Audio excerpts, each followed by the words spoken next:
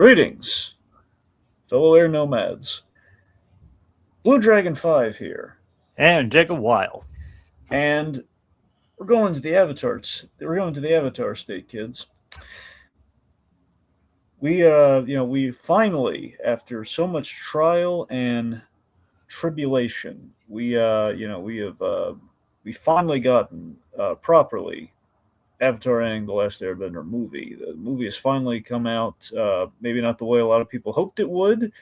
Technically got a theatrical release, even though it's like 2 days in very select theaters. But that's I guess that's in quotes progress. The It's point only being, it's we've all only seen the movie that has not been leaked at this point. Yep, and technically I have been. The only reason it's releasing in those cities is just to get a potential award nomination. Yeah. And I will say I actually did not watch the leak. Neither did I. I saw like two clips, but I think it's pretty much what everyone who had not had access to the leak. If I had access to it, I probably wouldn't have, but I probably would have seen like, okay, they're kind of over a barrel here, so it would have been a decision. Anyway, yeah. So I guess sorry. Let me refocus it. Okay. So yeah, there's been so much buzz about this film. Of course, its initial release date was supposed to be October. Got moved way up to July 25th in light of the leaks and all the everything in the backlash. Let's just say Paramount is not popular these days. Without getting into specifics, but just focusing on the Avatar side of things, people are starting to take notice of how Nickelodeon, Viacom, Paramount, whatever label you want to put on it, they've been kicking around the poor Avatar universe, and this is the most recent example of that. Not so much in the creative process, but more so in the release and the enjoyment of it by the masses. So I guess my thoughts on it. So this movie, so the the thing I've had with Avatar Studios, there's been this promise. So Jacob and I, we love Avatar: Last Airbender. We love the Avatar. Jay, remind me, how familiar you're up to date on Korra and everything, right? Like you're Yep, I watched the original series when it aired. I watched all of Korra. yeah. The only thing I haven't read is the only thing I haven't taken into account is the comics. Yeah, which I mean they've been ongoing. There's a lot of them, so I mean I kept up with them when they first released, but after a while, let me put it this way: the Jean Lewin Yang stuff was the best. Like the initial stuff, it's kind of like the first three arcs. I'd say that's kind of the best stuff they put out, and then afterwards, not that it's bad, but it was just kind of like it wasn't like Gene Lewin Yang's a wonderful writer. He did Superman Smashes the Klan. He's fantastic. Very sweet guy, by the way. I've met him. He's very nice, and he loves Avatar. He basically is the guy who gave the answer to what happened to Zuko's mom. That's Gene Lewin Yang. He's great.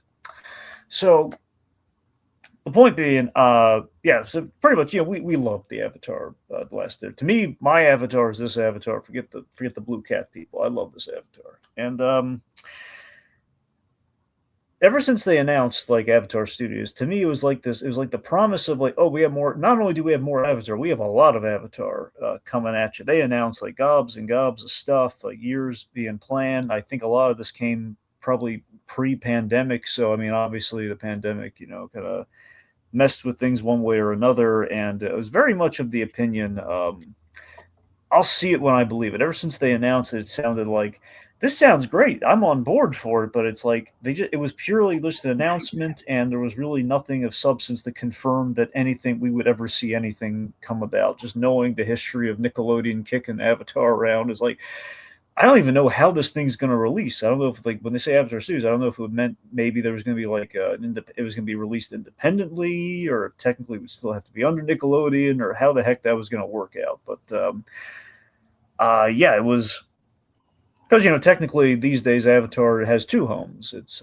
Paramount as well as Netflix, and I had no idea where it was going to show up if ever. And the point being, for years it had been kind of talked up and all these projects announced, and they kind of shifted the release of all these projects and kind of and adding more of them, and it just sounded like, okay, this I don't believe it's going to happen. Then they finally said, hey, it's going to happen, and here's proof.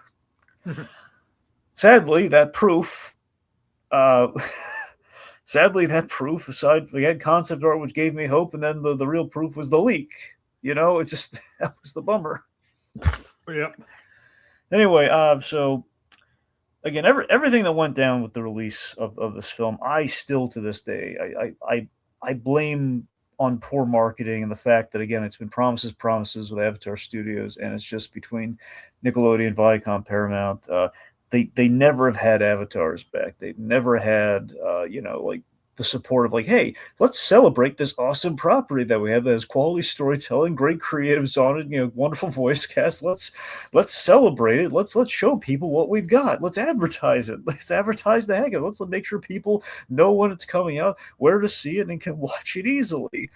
And it's just so the reason ultimately got leaked, not even just the whole theatrical thing. They announced it wasn't going to go theatrical in the first place anyway, so I never imagined it would. I mean, it deserves it, but I never imagined it would, just given how everything else has gone, how they released this sort of thing. But it's just the fact that like there was not a lick of marketing for this thing, even if it was going to come out in October. It's like you should build some hype around it, guys. Like, come on. But yeah, so it again, it kills killed all the momentum, and everything between the leaks and just between just the lack of marketing leading up to it. It's just been damage control, and that damage control has been we've moved it up. We have they're overcorrecting, I feel, with Seven Havens. All right, how so? Well, Seven Havens basically being one to show. Sounds great. I look forward to seeing it, and we have a trailer. It looks promising. It looks different, but it looks promising. But the fact that we're getting all 26 episodes in one day, on the day that the movie was supposed to come out, it's like, okay, folks, we're going to salvage this day and give you more Avatar, which is great. But it's like, really? Everything? It's like, believe me, never in a million years did I think I would say this, but it just feels like this is like the one time you kind of want to abdicate at least half and half, if not like week to week, because you want the buzz to generate for Avatar. Just shows me that they still have no idea how to market. Like people at least would be talking about it, Yeah. So I'm just looking for any ember to keep the Avatar flame going, because again, they're going to have to stall for these other movies and these other shows to happen too with Seven Havens, and they're going to burn through it all with like, hey, the whole series is coming out in the same year as the other Avatar thing we have coming out, which already is mired in not controversy, but mired in just kind of like, well, that happened. Unless they do another season of Seven Havens. Yeah, I mean, sure, but still, it's like I don't imagine they have that in the can yet. They could maybe, but I don't know. Remember, Korra was initially supposed to be a miniseries before Nickelodeon had stretched out to 4 seasons, and exactly, and we saw how well that turned out. Yeah, and again, they had other animation studios as well, though, so they had stuff to fall back on there. Now, that could be the case with Seven Havens. I'm just saying they got like the full 26 episodes, which is impressive in itself in the day and age of streaming today. So I don't know. Regardless, so the movie itself, though, I feel is awesome. It's a lovely reunion, lovely tribute to the show. I think the changes kind of grow on you as you're watching the movie, and the rewatch especially. I think some things you either like or you don't like. It's kind of a thing. I feel on the first watch, it's like you're getting used to the feature pacing versus the pacing of the show, which I think is like not a hurdle in a bad way, but I think it's like the biggest kind of obstacle for the movie to kind of traverse. Of like, we're so used to the closest we've ever done to an Avatar movie was the finale of season 3. It was like 4 parts. That was kind of the closest they had to a movie, and it just feels like this is something like like I feel like there was a lot of great stuff. They had the scope of theatrical. It felt had some Phantasm vibes to a degree, which I liked. It just felt like it was something they maybe struggle with in the pacing towards the third act. That's like my main. I have 2 gripes with this movie. That one's a mine. That one's just like the pacing. I think on the rewatch, it's better because we have some really good bits in Act 3, but it just kind of I think we dragged out the action a bit, and I think it shows. But and historically, when we involve the spirit world in the Avatar universe, that is kind of a thing that has happened. So that I think that kind of happens again. But again, we'll cross that bridge, that bridge between the spirit world and the harmonic convergence, if you will, when we get there. But I really hated the reason we recasted the actors, but that said, I'll rant about it later. I think it still works. I think the performances we have here are still really good. I think they honor the characters. Again, a few semantical issues aside with Act Three and that, and so on and so forth. I think this movie gives Aang a lot of closure to his trauma. That he's always been kind of there with the character, but we never like constantly brought the room down with in the Avatar series. It was there. It was a motivating factor. I think we had nice closure for him, so it necessitated why there was a movie, why we started with him. After all is said and done, it's I thought it was a nice little tribute to the Avatar universe via its lead character. Yeah. Yeah. All right. I guess I'll address the comments first. Yeah.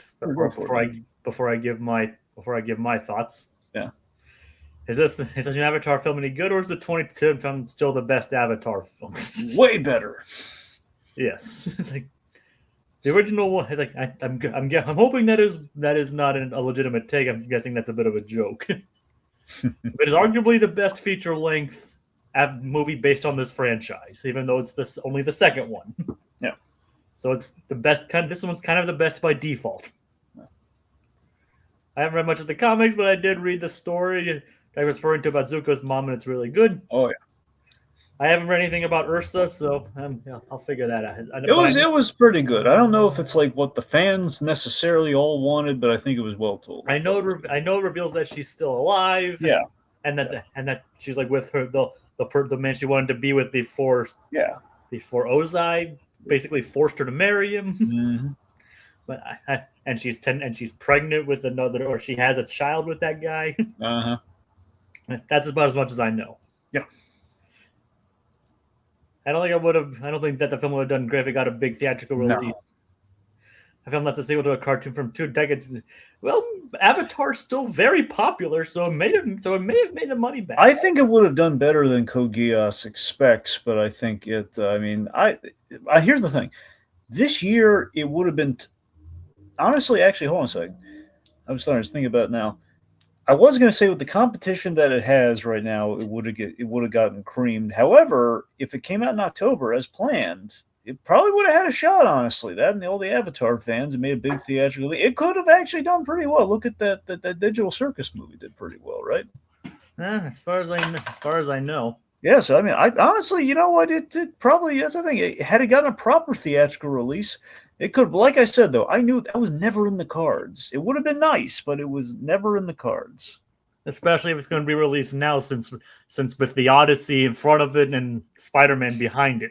I tell you, man, it just, again, it's always the curse of Mask of the Phantasm. Like the best Batman movie ever. Had no marketing behind it. No one ever saw it. And I know it's not exactly the same, but it's the fact that we don't have animated, for the longest time, and like until like Spider-Verse, really, we don't have comic book adaptations of we don't have comic book adaptations of these characters in animated form on the big screen. We just don't have it because of that bomb. And it's just this shame. And in that respect, like, shows that are like sequels to the series and everything, they don't have the shots that I think they probably deserve, all because of the initial stumbling block. And it just stinks, man. Yeah, kind of. Yeah. Avatar's popular, but I don't think that many families would see the new film in theaters. I think that would mostly just appeal to people who grew up watching the original series. I mean, it's possible those families have, that are parents that love the show, and they pass it down to their kids, hopefully. So, and there's still a lot of people who, and those people probably would be willing to see the movie in theaters. Like I said, I would have seen the movie in theaters, to be honest. Yeah. But I don't want to go to California or New York to watch it. Well, that's true. Yeah, that much. Okay, now I guess I can get into my. Yeah, what do you got? Like, you know me, like I've said it before, even though I was never brought on to discuss it when you guys talked about Avatar. I'm a big fan of Avatar myself. Avatar is like, obviously, it was very different from what Nickelodeon was doing at the time. You know what? Remember Dragon? Yeah. because I got into Nickelodeon around 2005. Yeah, so this obviously would have been a huge, kind of spike for you. Yep. This is a. I mean, obviously, I was like obviously liking some of the other stuff, but this was a bit. This was definitely a change. I mean, like a lot of the stuff was like like different comedies. There was SpongeBob. There was kind of other kind of satires like Drake and even live action stuff like Drake and Josh, things like that. But then Yeah, came Avatar: The Last Airbender, and it was like this is a Nickelodeon show. I couldn't believe it. You know what I mean? oh yeah, It's like I look and then I said it was fantastic, and so and I was there. I remember watching Sozin's Comet when it first came out, and basically that was like one of the first big mind blowing, mind bending, I guess I could say, pardon the pun, but more mind blowing finales that I remember actually watching. Like, how many series from that? How many animated series at that time, Dragon? Do you remember actually having an ongoing narrative? it was a rarity. It was truly a rarity. I mean, you had a little bit of it with Ben 10, like Alien Force, but that was like I mean, Ben Alien Force came out after this. Well, that's what I'm saying. It was like around that. That's the closest I can come up with. It was after though. So Like, I mean, it's kind of more common now, but I know, and now it's more common. I'm just saying that was like the closest in that vein. I can't forget the year for Alien Force, and I don't think it was in 2010, so it was probably a little after. It was after Avatar, regardless. So it was after Avatar ended. I know that's the thing. So it was Yeah, that's the. it was not attempt. The point being, Jake Trey was not attempted really at that time by anyone else. I mean, as far as serials, the only actually there's one. No, it would have been after Avatar. Is what I was thinking about. Like I was thinking Spectacular Spider-Man. That's the only thing I can think of. Yeah, Spectacular Spider-Man's a good pull, and that's not to say it's the first animated series that tried an ongoing, continuous narrative. I mean, Gargoyles obviously beats it out, which is kind of surprising considering it was Disney. Yeah. Technically, The point being is not. It's easier said than done. And oddly, again, the one Gargoyles being the example, same guy who did Spectacular Spider-Man. So great minds. yep. Greg Weisman gets a lot of credit, even though he technically didn't write it. Technically didn't write until the non-canon season. Well, yeah, but he show ran it though, didn't he? He did. I'm not Yeah. denying, but he didn't actually had that. Actually, shared a lot of the same writers as Batman the Animated Series, Well, that's true. like the Reeves. Yep. I forget if Marty Pasco did any of that as well, but anyway, the point being, you're right. The Reeves did. It, like, Burnett. I don't think Burnett was involved in. Really, Burnett wasn't involved. It feels like he was. I mean, you probably anyway. Either way, I'm kind of bearing the lead. Yeah. What do you got? So, and so I was obviously excited when with further news of Avatar. Like there's Korra, even though as time went on, it kind of showed its cracks. I still overall enjoyed Korra. I think it kind of struggled under its own weight a bit. I blame Nickelodeon for a lot of Korra, but mainly for like the whole like not they're living on a wing and a prayer of like, do we keep going? Do we wrap it up? Come on, Nickelodeon, what do we do? Yeah, but some of it can be attributed to Nickelodeon. Other decisions can probably be attributed to Bryke. You know what I mean by Bryke, Dragon? Yeah, it's silly, but yes, I know what you mean by Bryke. Other decisions can be attributed to Bryke. Yes, a little bit of so for the kids out there who need the flow chart. There's Brian Knitsko and Mike DiMartino, and their I guess their creative shipping name is Bryke. It's more like their team name. Yeah, you're right. Yeah, Bryke. But no, seriously, Bryke. I love Bryke, man. Bryke's awesome. Yes, they are. Yeah, both of them are.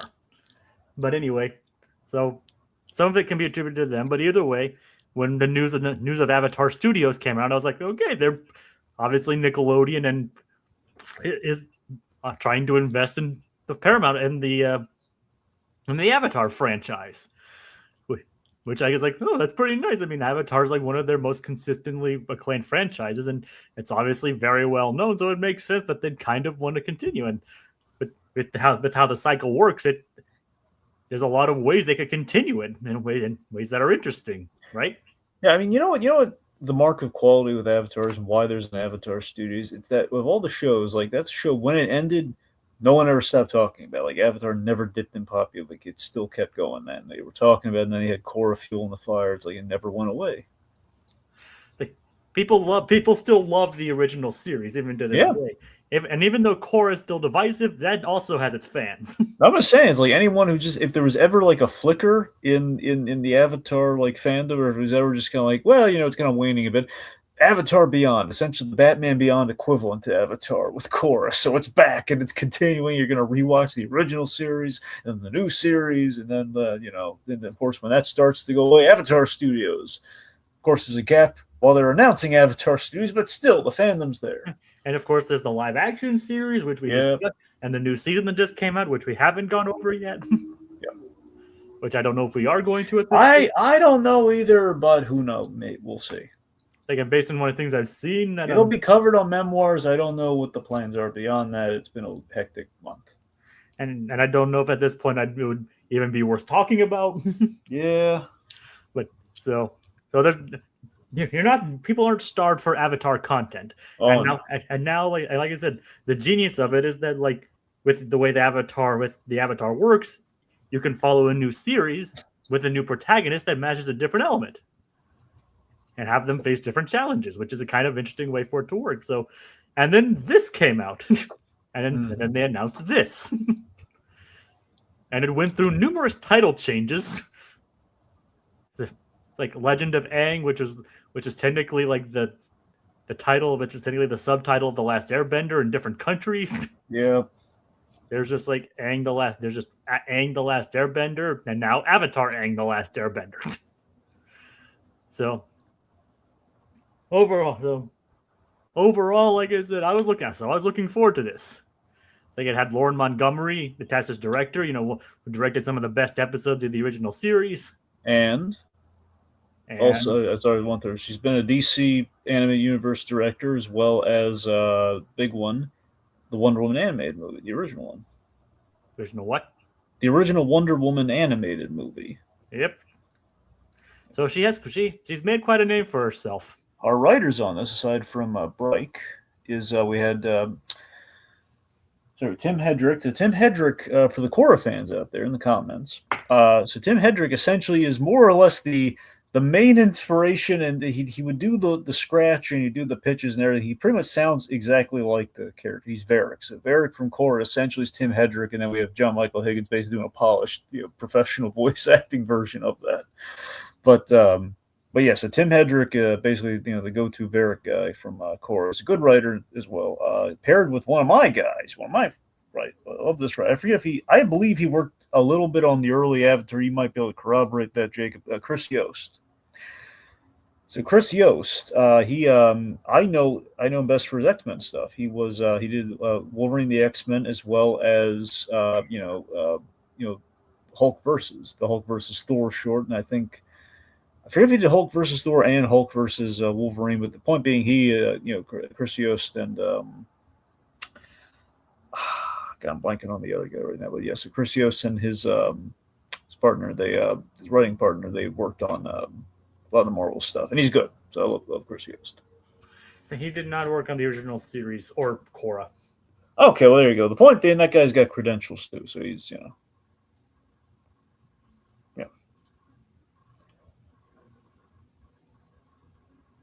Yep.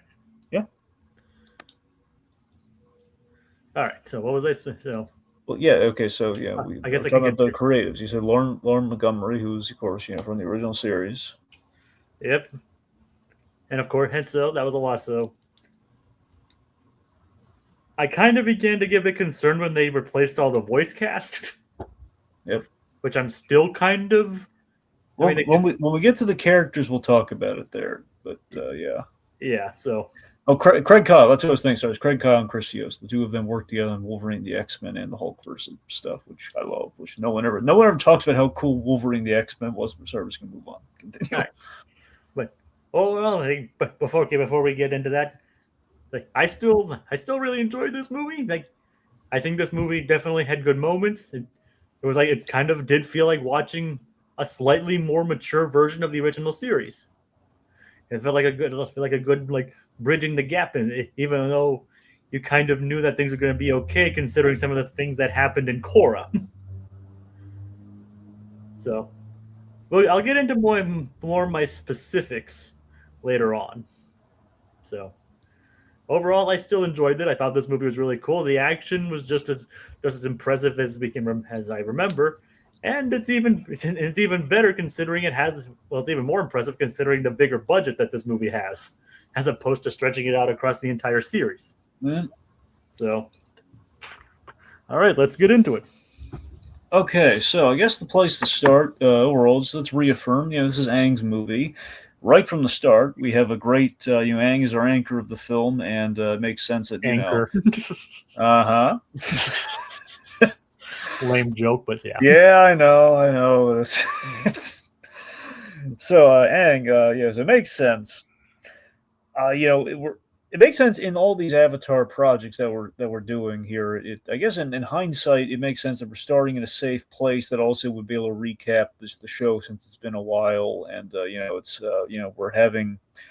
It's something that's designed to bridge the gap between Avatar: Last Airbender and Korra, and the bits of the comic here and there. We have Aang kind of flashing back to his days, at the Air Temple with Gyatso and everyone. But the night it turns into a nightmare that kind of recaps not just we recap a lot of stuff in it. Well, let me say this overall: the 3 act structure of the film, Act One, I feel is probably the best executed. I think with the action and just kind of like the world building and kind of the show, and it has a really good energy to it. And like right off the bat, we have this great reintroduction Aang that kind of it's not just it reinforces that he is in fact the last Airbender. Yeah, and it does it in a great visually striking way. I love that it's like this little lesson that we have with Gyatso, where Gyatso slows him down intentionally during this race as like kind of this humility lesson for him. with his usual delightful self. Of course, I love Gyatso. Sadly, again, we're not going to get the voice thing yet. When we get the Team Avatar, we'll talk about it. All right, but Gyatso is recast. Now, this recasting actually. I think the actor he's really up there. He probably is retired. So it's the actor who played Uncle from Jackie Chan Adventures. He is the voice of Gyatso. So that's why basically that's who it was, and now it's not him because that guy's like in his 80s. So he's probably retired would be my guess. Francois Chow? Yeah. All right.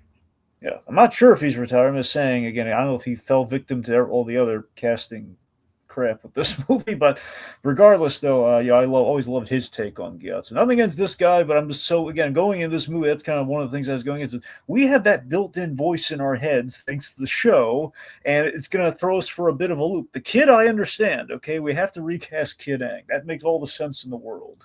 Yeah. But Gyatso, you're right though, Jay. It's written exactly like you would imagine Gyatso. Like he's being very playful. Like, hey, nothing but vegetables. Pie is not a vegetable. So Aang's survivor guilt is expressed really well, and we recap. It's so interesting. In the live action Avatar, the first season, which we talked about, we show a little bit more of the kind of the Holocaust of the Airbenders, and here we do it in a very artistic way in animation. We kind of show like Aang's envisioning of kind of like the horrific way in which it happened, with all the fire. Yep. Yeah. Again, the artistry, we're seeing that Phantasm kind of the series with a budget kind of feel, I mean, the movie definitely establishes like the higher fidelity right out of the gate. Oh yeah. Which is courtesy of Flying Bark Productions and Studio Mir, one of the studios that worked on Korra. Oh, they were a big studio for Korra. For sure, yeah. They're like almost like the primary studio for Korra. I love Studio Mir. Studio Mir is great. I forget they've done some other stuff too beyond Korra, but that was the biggie. The other big one that you would probably know is My Adventures with Superman. Yep, that's the one. That's what I was thinking. I mean, they've done a lot. Well, for sure. I'm just saying recent years. Like, so is Studio Mir still working on My Adventures? Did they just do the first season? You think? I'm not entirely sure. I haven't really followed it too much, but I think they've pretty much stuck with the entire series. I'm trying to think. You know what, Jacob? I'll tell you what. I think Studio Mir did the openings for I don't think they did the animation for the show. I think they just did the openings. All right. I think that's what it is because that thing. I remember I looked that up once because I saw Sumir was involved, and I was like, not crestfallen because the animation's great in My Adventures, but it's like, oh man, they only did the opening. It's good opening though. Anyway, point being, so Aang, I love this idea that Aang, he's so Aang is trying to, he's trying to restore the air temples, like because he's trying to preserve his culture. He's like going around like finding like airbending relics. He's kind of going to the air temple and he's kind of like restoring it, like little gyatso necklace and everything. It's really nice. Oh yeah, and it is kind of nice. It is. Of course, he'd be. It's kind of implied that he's been doing it kind of often. I mean, like that he with Mm-hmm. what, especially with what Katara says later. Yep, But and of course he's there with with Appa and Momo. of course, the The only old, returning actor in this movie. yep, because they can't get I know they cannot find. anybody to replace D. Bradley Baker, Yeah. who apparently is also going to be in Seven Havens. Well, he better. Like, he's pretty much the only mainstay throughout the entire series. I hope they pay him well in these Avatar shows. Just given how necessary he is to those shows. Exactly. Anyway, so Anyway, so we are introduced to the denied. So the denied, or this is interesting with the history of Korra and everything. So what's great in this movie is that we have a lot of precursors to the Legend of Korra that I really liked. it is kind of interesting that they made even now the not again establishing violent non-benders. I know those were a thing in the original series, but the way it's done here is different than how they did it in the original series. Yeah, we've introduced. Here's the thing: in the original Avatar, it was more about the war at hand, and like it was more about the nations that had the power versus I mean, everyone was united against the Fire Nation. Ultimately, they weren't really and worried about other types of bending. I mean, look at Jet for example. Well, the thing, so all of it was pretty much directed at one prong. It's like the firebenders are no bueno because for obvious reasons it's fire, so it's dangerous. But again, also warmth and passion, which is kind of what Zuko's little point during the recap is. Anyway, probably basically throw that in there too. It was really nice in our intro as well. At some point, we had like the recap of the opening with each of our characters, like doing doing their part of like the four elements thing, which kind of recaps the whole series before we get the title. Aang, the Last Airbender. Anyway, but yeah, so the denied is the thing. I like that we have some precursors and setup to the stuff we see in Korra, and one of them is, of course, one of my favorite season, Legend Korra. I love season one and season three. Season one, I think, is just again it was designed to essentially be a mini series. Like had they never come back for more, everything they need to do was in season one. So in that respect, season one has some of the best stuff. And the Equalist is a big element of that. And then Korra was the first time they started bringing up like, hey, how do the non-benders feel about people with these powers who in many cases are wielding them irresponsibly because not everyone can be the Avatar, not everyone can be like the great heroes or the rulers and everything. You're going to have some people that might use it irresponsibly, or people that are a little envious of people with bending abilities. And this is kind of where we're seeing kind of the seed of that idea. It's almost like it's kind of like the Mandalorian thing, where we set up the First Order very well in Mando. I feel like the threads of like going from the New Republic to the First Order.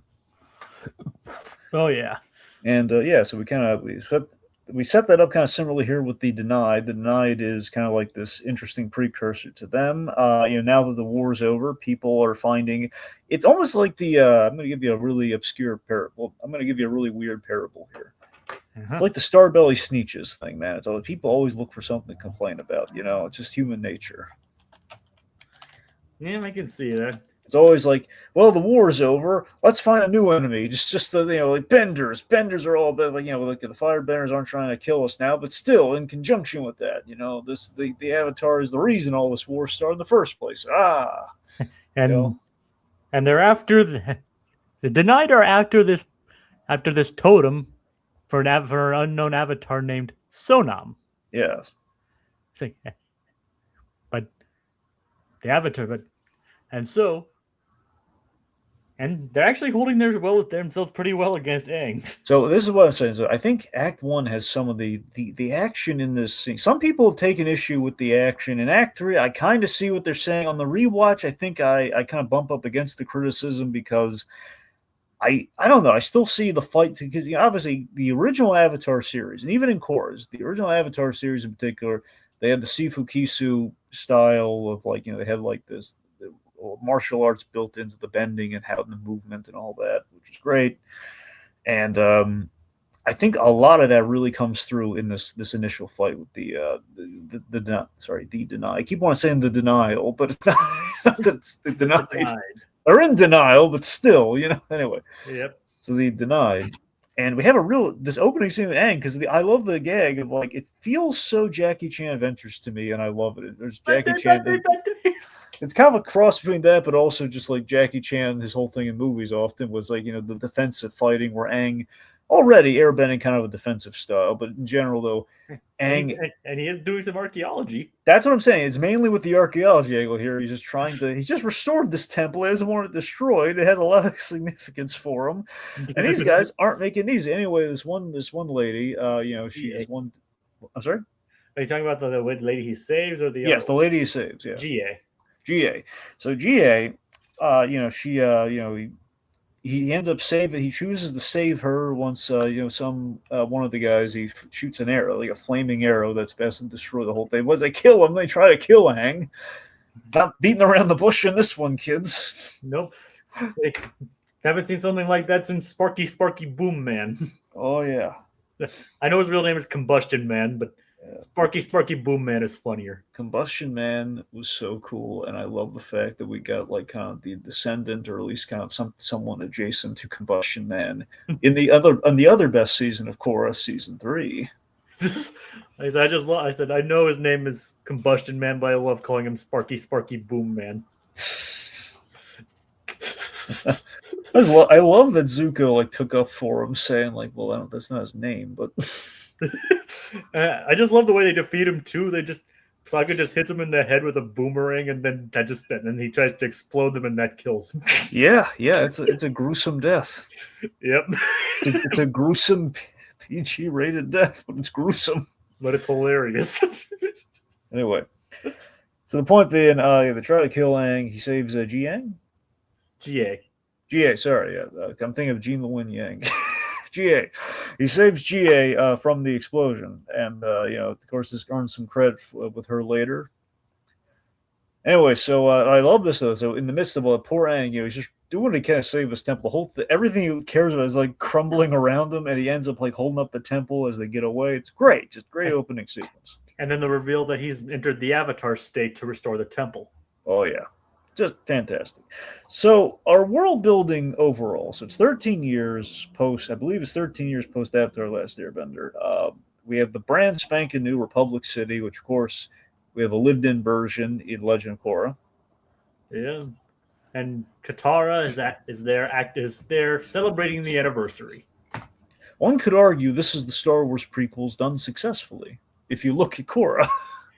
Even though it's kind of more of a midquel. I know you're right; it's a midquel, but I'm just saying it's kind of a fun, the whole new spaceships and everything, kind of like Star Wars was nice and new. But you're right, though; it's kind of it's a midquel, but it's still a neat idea. Anyway, the point is, we have a brand spanking new Republic City. The idea it's like a central hub and melting pot for the 4 nations post-war, which is I love that idea. So before the crime moved in. Oh, yeah. So the characters we know and love, they're around, but, 10 years older. We have a lot of lovely Easter eggs kind of sprinkled throughout. Like we have like the singing nomads from the Cave of Two Lovers. Later on, we got the Kyoshi Warriors, which a lot of people are saying, where is Suki? We demand Suki. The problem is there's only so many characters. And Secret Tunnel. Yeah, sorry. Now they're singing that one for change. If I remember correctly, that guy was also D. Baker. Yeah, he was. He's the guy who gave us Secret Tunnel. Yep. Oh, God. And of course, one of my favorite. Why does your head look like? I'm going to relive all of my favorite Avatar moments. Don't freak out with what I'm about to tell you. I think that kid may be the Avatar. Just remember, they were so stupid they lit all like the little candles. Just like that's not going to give us more time. Sorry, I'm probably gonna relive a lot of my favorite moments through Avatar through I this. mean, that's the wonderful. That's the great thing. But even when you watch the live action Avatar season 2, or you watch this movie, this makes you want more Avatar. It makes you want to go back and watch it over again, which is the mark of a quality product or a quality franchise. It's like, Like no matter what they put out, it makes you want to rewatch it. well, the live action series makes me. It's like, wow, this makes me want to makes me want to stop watching this and watch the original animated series. Yeah, I had that with 2 a lot. You know, I was just like, oh man, I really want to watch season 2 because honestly, I'm going to say this objectively, 2 is probably the best. 2 is still probably the best season. Yeah, that is pretty good. Had a lot of good stuff. I mean, Zuko alone, for example, elevates. Yep, I look. I really like season 3, but at the end of the day, though, 2. I think 2 objectively might be perfect. I mean, there's like I can't think of a legit bad episode in 2. You know, Oh yeah, or like a fan gripey episode. I don't think anyone's ever really griped about 2. and that season gave us Toph. That's the thing. It's like I really cannot think of a stumbling block, and if there's one, that's the And thing because Secret Tunnel was like in season 1 somewhere. So Cave of Two Lovers. yeah. So it's yeah. And heck, I've met the voice actors for Azula, Toph, and Uncle Iroh. Yeah. And heck, I didn't see them. I didn't go to them because I was limited on time. But at the most recent con I went to, the original voice of Aang and Sokka were there too. Ooh. So yeah. Yeah. So You were in spitting distance of Jack DeSena, man. yes, I was.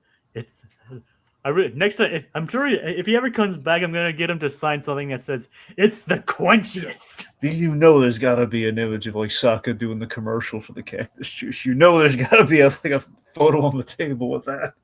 Yeah, I mean, I'm gonna turn this away, but look, I even made that my avatar for this. Funnily enough. Yep. Your avatar. Exactly. So yeah, just while we're at it, should we bring up the voice acting stuff? Well, we're about to. All right. Okay, let's see. So, just want to make sure any Easter eggs I want to bring up here. My favorite. Okay, this is my favorite because I remember they talked about this during Korra and they cut it, but they found a way to bring it back. So this was my favorite Easter egg. Okay, Yeah. Foamy Mouth guy and his family. I was like, oh yeah, I saw that guy. So in Korra, I think it was like early on. It was either at one of the pro bending matches or was at the rally somewhere, like one of the Equalist rallies, way early on. They had considered. They basically almost fell into like the trap that Batman. I think ultimately they kind of made the decision like Batman Beyond made, was okay. We can't just rehash and bring back everyone we want like from the original show. And so anyway, so they had Foamy Mouth guy was going to have a daughter, and that basically would have had Foamy Mouth girl. And that's kind of where the idea came from. Like, what if we saw a descendant of Foamy Mouth? What if we picked back up a Foamy Mouth guy? So here we have Foamy Mouth guy, and I believe his son, and it cracks me up. And every time it happens, I keep going back. And they both foam at the mouth. And they both foam at the mouth. And then we go. You see, like right after they foam and they fall down. You have like the poor mother and wife just like is rolling her eyes like, ugh. It just cracks me up. And then just wait until her daughter is born. I know, I love it. The thing too, because she is pregnant, right? I think so. Which was another thing in the development of this, by the way. They kept going back and forth on Katara being pregnant, and they ended up, for good reason, they made her not pregnant, given like, well, she's going to be in some really intense action scenes. Yeah. It'd be very irresponsible for her to be pregnant during those. And she very comes close to dying. Yeah, so it would have been it would have put people on edge, but still would have been and it would have raised some questions or gone in some directions that they probably wouldn't have wanted to cover. Yeah, the other thing too is the whole if Aang, like, he would be really neglecting like him giving birth to the next era of Airbender versus like trying to save him. It's like, well, Aang, why abandon your family? It's like, yep. It would have opened. I think they made the right choice. But I will say this though, man. They had some very endearing concept art of like Katara being pregnant. It looked very nice. They showed this at Comic-Con. It was like they had a bunch of character designs and stuff from the movie. It looked good. Well, at the very least, they show Katara and Aang in a healthy relationship. Well, which is wonderful. So anyway, so I guess just the transition to the cast and the casting thing. So we established the Avatar Zone of Mystery, like Jacob said here.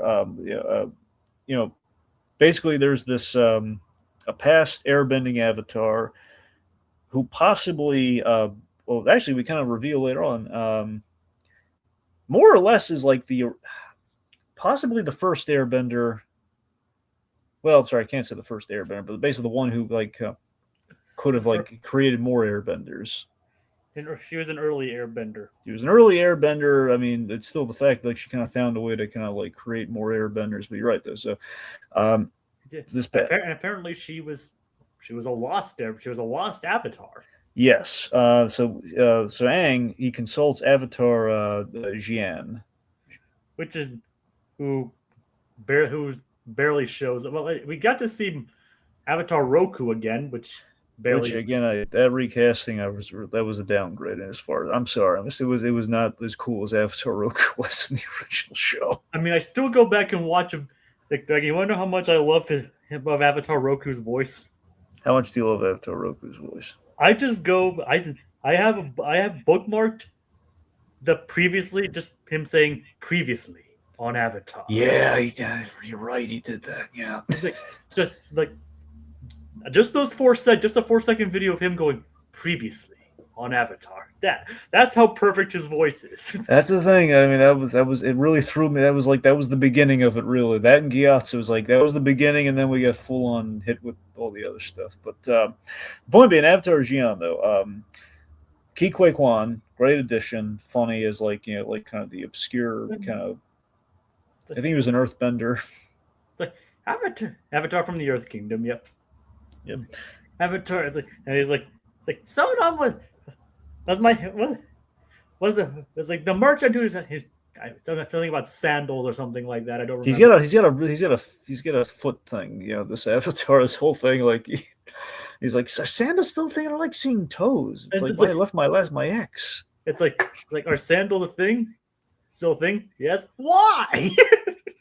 He's like the anti-Tarantino, this Avatar Jiang. Yes. Anyway, so Ki Kwe Kwan basically plays Mr. Exposition, kind of a fun like cat. As far as like getting like a big name, to be fair, Avatar had fun guest stars throughout the show, and they would have Serena Williams. She was in season 3 of Avatar, and she was a great addition. Like a little thing. Robert. Yeah. Robert Patrick. Of course, from Terminator 2, he was Master Piandao, the one who taught Sokka swordsmanship. So they've got some good names. The thing is, as opposed to some of the stuff here, it didn't feel like stunt casting. Yeah. Whereas like they go big, but not too big. Just big enough. Well, here there is some evidence of that. Yeah. So.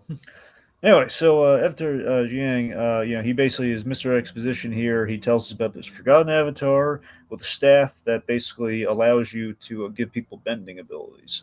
To be fair, sorry, he doesn't tell him that much yet. He kind of he words it as a weapon, which may or may not be more accurate than how it's described later. Yes. So the point being, Aang's on a mission to stop the Denied from getting the staff and ultimately. Although let's give credit to Katara, where she heals him from the burns, and then she tells him, "You're the Avatar," and basically that gives him the idea to consult the previous avatars. Well, certainly. So it does. I like how it kind of subtly reestablishes Katara's healing capabilities. Again, I love Aang and Katara's relationship in this. It's a thing we weren't able to really explore in the Avatar series, and we kind of see it kind of like we don't see it in Korra, but we obviously see the fruits of it in Korra, and we kind of like a lot of people always like question the parenting on Aang, but that's a whole different ball of wax with Korra. Like the Korra did kind of like show some hints at it, and like she talked about obviously Katara still loved him and everything like that. But she does acknowledge that he did have trouble balancing being the Avatar and being a good father. Yeah, but here though, just seeing like them working as a couple, it was really they called each other out on a few things, but it's the fact that I love that he's injured, she heals him, and it's like the fun coupley kind of thing. We're just ride it out. It's just like And she's like, breathe, like, breathe it out, Aang. You're enjoying this, aren't you? yeah, yeah. You can tell they kind of grew up to kind of like. There's like, yep, they're a married couple, all right. Adorable. Yeah, Love it. Those two crazy kids got together. Yeah, which is great. I mean, even though we already knew that happened, and then the Zatara fans are crying in a corner. It's not too late. like, well, yeah, it kind of is. Yeah. Considering, well, especially considering Korra, the series Korra exists, and Aang and Katara have 3 kids. Yes. Or Tenzin being like the main character. It could always be the love child. Please no. No, you're right. Anyway, Tenzin, Boomy, and who was the other one? Kaya. Kaya, right? Sorry. Kaya, voiced by Lisa Edelson. Oh, nice. Anyway, so let's see, where was it? Oh, okay. Point being, so we have a goal here. We got to get the staff back. Aang's on a mission. He's climbing up a mountain to find. He sends messenger hawks out to get Team Avatar back together to Mount Baihu. Yes, which is we have a very lovely, a really nice montage here with the messenger. One, I always love the messenger hawks. You know, had Hawkeye in the season 3 of Avatar, and just seeing the gang getting back together and checking in with where are they now? 10 years plus later. And a matter of fact, that is Gaang spelled with 2 A's. Yeah, you're right. Like Sokka back to his old self with his with his inventions. So again, he's taking, he's living up to the influence of the Mechanist. Yep, and he's talking about his bike invention. Yep, which we pay off later, awesomely. And of course, he's selling up his important. He was important, but he's obviously selling himself up a bit to the kids, making himself the leading man in the adventure. Even though technically he was kind of the leader. Yeah, no, he was, and he did. He was there, and he essentially did those things, but maybe not as spectacularly as he illustrated to the kids. He oversold himself. And as Aang does say, Sokka proved that he didn't need to be a bender to be an effective fighter. That's true, but he did need a space sword, and that sword is awesome. It was. It's gone forever, but it was nice. Yeah. It's a shame that it's gone. It saved it ended the war though. It did. All right, so Fire Lord Zuko, we have this hilarious. I love the Zuko scene so much. I can't tell you how much I love the Zuko scene. Yo, Flamio Hot Man. Just this Purani Chang, he's in Shang-Chi. He's like he's Shang-Chi's friend who is runs the fighting terms. Ronnie Chang, he's a comedic actor. He played this guard, and he's reading out this I just love the nerves. So they have this uppity, Chamberlain guy, and he's like, read it, just read it. And then he doesn't want to read it. Because again, right off the bat, he's like, "Hey, is that annoying Chamberlain? You still have that annoying Chamberlain you've written to me about?" Just the look on Zuko's face, the hand, it's not a hand palm per se, but it's the hand going down the face.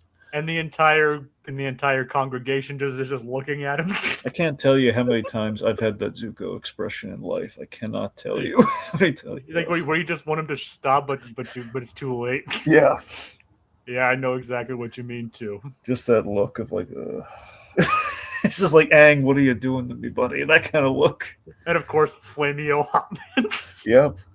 Anyway, so then he hears Avatar's in trouble. Also bring the fire flake being it's I'm trying to remember what it was. It was the nuts, or no, I don't know. It was something. It was fire flake something. It was I don't know. Yeah. Point being, bring the snacks. Pretty much.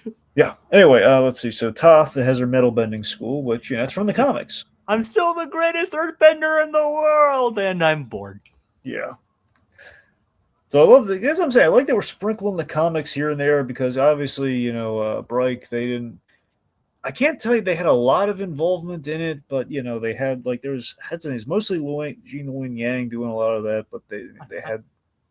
I know one of the stories in the comics involved the death of Wang Fire. Yeah, which was perfect. It was great. I think that was Gene. I think he did that one. I have to look and check, but I think so. I love Wang Fire. We all love Wang Fire. And his wife, Sapphire. Sapphire Fire. So you know what's fun? Okay, so that's an episode that some people don't like, but I think it's hilarious because of that. Wang fire. Because that was the Footloose episode. Yeah, where they dance. But still, just not our Kuzan. Go to your room.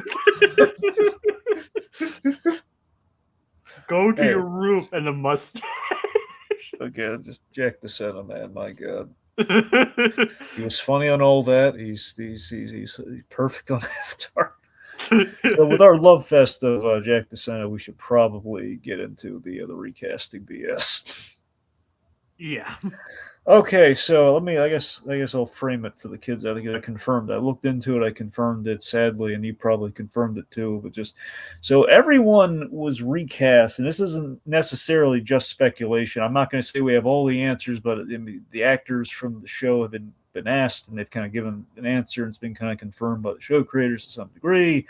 So everyone, you'll notice, with the exception of D. Bradley Baker, has been recast. Sadly, because of the new standard in the voice acting industry, which is, and I was hoping that I was like they were just trying to age him up, which it's not entirely the case. Because think about it, a lot of the characters, logically they would have been older, so there's no reason to recast them in that regard. So they basically they pretty much have blanketly said they're afraid of basically, sorry, I'm trying to give me a second here. So basically, it's the voice actors have kind of said that they're afraid of like voicing non-Asian voicing Asian characters when they themselves are not Asian, and it's been kind of it's basically casting non-Asian actors in the role of these Asian characters, which ever since that stupid comedian did the Apu documentary that was kind of spread throughout the animation industry. I'm not trying to take a political stance here, folks. It's just the fact that the matter is that we have this ripple effect through the industry where basically voice actors nowadays are not allowed to play other ethnicities. They have to be the same ethnicity playing the same character. Be damned if they've been playing the character for 30 years. Exactly. So and here's the thing: often, not in this specific. I want to be clear. This movie has a little. It's not as clear cut as what we usually have because I think the path we end up taking still works, but it's not as good. It's the fact that look at Family Guy. Okay, we had Mike Henry voicing Cleveland. Obviously, it's what the character sounds like. It's funny. And we recast him to make it more appropriate. We're gonna have a sound-alike actor who is black, who sounds exactly like Mike Henry, but now it's okay because he's basically doing an impression of a white man doing his black voice. It's just very it's hat on a hat, folks. It's very silly. No one takes issue with Phil Lamar playing Samurai Jack still though. So and when you bring that up to Phil Lamar, he gets angry about it. Oh, he does? He once got angry on Twitter about it. Well, you mean about he's like keep your name out of my mouth when it comes to me voicing the samurai. Okay. So there's a bit of a double standard there. I don't know. The point being, it's silly in many regards, but it's even more silly in the case here because one, the live action show absolutely should try and cast Asian actors because you're bringing it to life. It's like obviously we can't put the original voice actors in that role even if we wanted to, so that I get. Okay, but animation's a whole different ball of wax. The whole point is like you can do anything in animation. Even crazier considering some of the original actors were kind of Asian to begin with. We're gonna get there. Like you did not need to bring in Steven Yeun for Zuko. I know. We're gonna just give me 1 second. I know, but I just wanted to get that out of the way. No, you're right. You're right. And so here's the thing: it's just because of this recasting. The thing about this, the main victim in all this is poor Dante Bosco, okay? Because they recasted everyone else. He had to go because it would have been like, why'd you recast everyone else? But they would have singled him out. It's like the poor guy's like, he is of Asian descent. I know he's like basically. So the entirety of the cast, with the exception of D. Bradley Baker, is basically Asian and/or Filipino, which essentially Dante Bosco, I believe, is Filipino. Yeah, he is. Which essentially, yes, is Asian. But he was freaking perfect as Zuko. Yeah. So it's the fact that again, all these actors, with the exception of and Steven Yeun sounds nothing like him. That's right. But so that's the thing. So I loved it's. So the Kid Aang is the only role you really should have recast ultimately. And obviously, maybe Gyatso, because if the actor has retired or is really up there, I mean, those like specific cases. But everything else, though, just feels like, Mae Whitman, she voiced older Katara in Korra before, we changed the rule books on everything.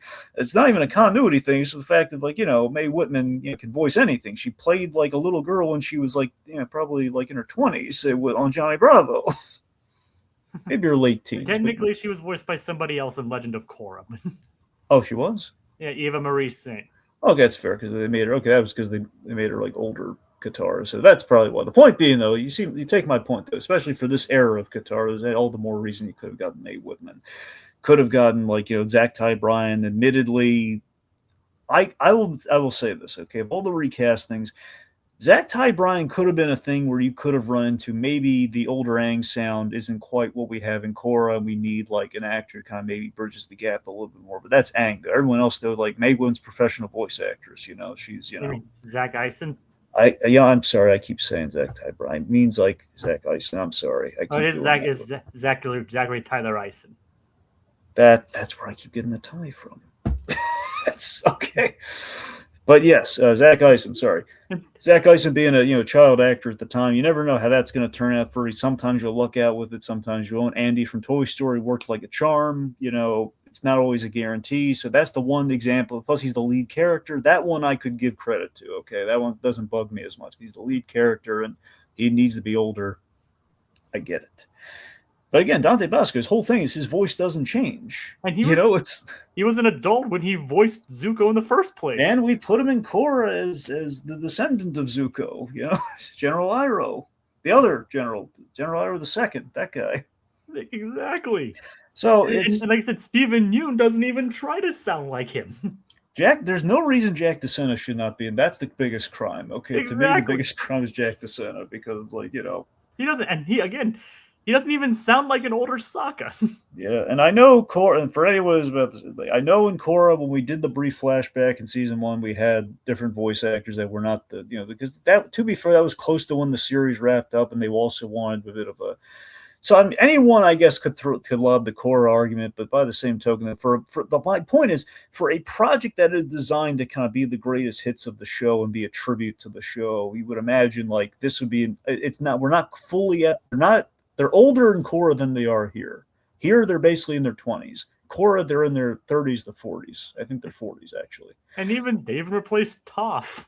So that's the thing. So Toph is now Toph's an interesting one. It's not as it's egregious, but not as egregious as you might think. Okay, so Toph on its face, when you say they only replaced the new actress because she's also blind. Now, here's the funny thing about I didn't know about this next part I'm about to tell you though until recently. Okay, I felt kind of stupid when I found this out. The voice actress on Toph actually is a voice actress. Sorry, the voice actress. You mean the new one? Yeah, sorry. She voiced Trixie Tang in Fairly Odd Parents and Kimmy from Rugrats. Yep. So, admittedly, again, if we're gonna initially when they announced like, hey, we have a blind voice actress playing Toph, it feels on its face stupid. Well, who the heck is gonna care? Like, what is the advantage here? But then you find veteran voice actors. If we're gonna recast Toph, I mean, at least it's a Nickelodeon brand voice actress who happens to be blind, which I mean, it's not needed, but it's kind of interesting, I guess. I don't know. The point being, still the point remains, like, why is it not Jesse Flower grown up? It should be Jesse Flower grown up, Yeah, and like I said, I met Michaela Jill Murphy not too long ago. That's her actual name. Oh, right, yeah, Jesse Flower was the stage name, right? Yeah, but I met her the same day I met Gray Delisle. Right. And Greg Baldwin. It's like I would have loved to hear them in this. Yeah. So I guess, folks, forgive our belly aching, but it's just been kind of this thing that's been going through the voiceover industry that this has been kind of like, again, it's a thing where with this film specifically, I want to emphasize, though, okay, unlike a lot of the other stuff the voice acting industry right now, is that this, again, for the whole thing designed to celebrate the fandom and the history of the show, and this would have been the opportunity to bring everyone back, and it wouldn't have, they would have still sounded like it, but a little older, which would have been a great bridge between this and like when we see him in Korra. But at the same time, the performances we did get, now, of course, you know me, I love Stephen Yeun, I love Invincible, I love this kid. He was from Korra. He was the only other, like, he was Avatar 1 in Legend Korra. Yeah. So, which is neat. But look, Stephen Yeun as Zuko is not a bad casting call, but in terms of like the character who basically, so long as he's not an old man, so long as he's not like I believe Bruce Davis, I think was Bruce something. He's not Dante Basco. Yeah, that's the thing. Unless you get to old man Zuko, you don't. It's the thing. Dante Basco essentially should be that character until we get to the old man years. Do you know what the stupidest change though is? What? They recast the Cabbage guy. I know. You want us to wait to get there? You want to talk about it now? Like we'll get there.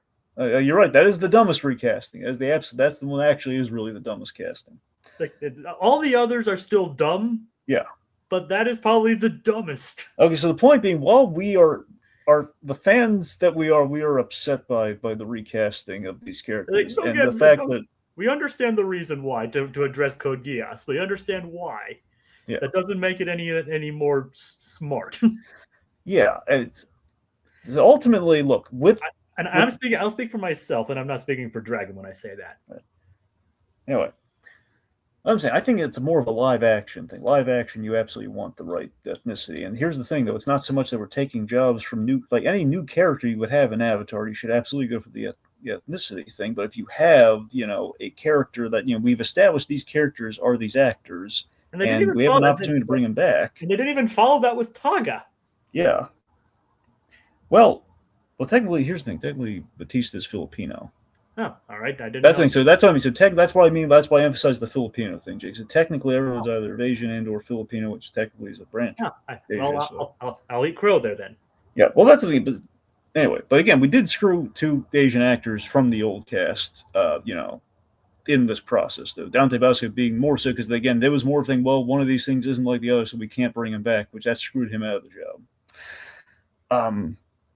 Anyway, what was I? All right, okay. My point being with all of this, okay. While again, we're bummed out that the casting come back. We're watching this thing. Well, man, why not? It's not sound the way we kind of wish it would, or kind of wish it did. The new actors did a good job. I think that's the point I want to make, though. Again, casting towards it's the idea they cast specifically to appease people and not make waves. The fact they played scared. It's like we're going to cast the proper ethnicities, which I mean, sure, but the voices we got though, they honored the characters. I feel they sounded as much like the characters as they could without just doing a sound like. They made it their own, but they honored like how those characters sound. I like that.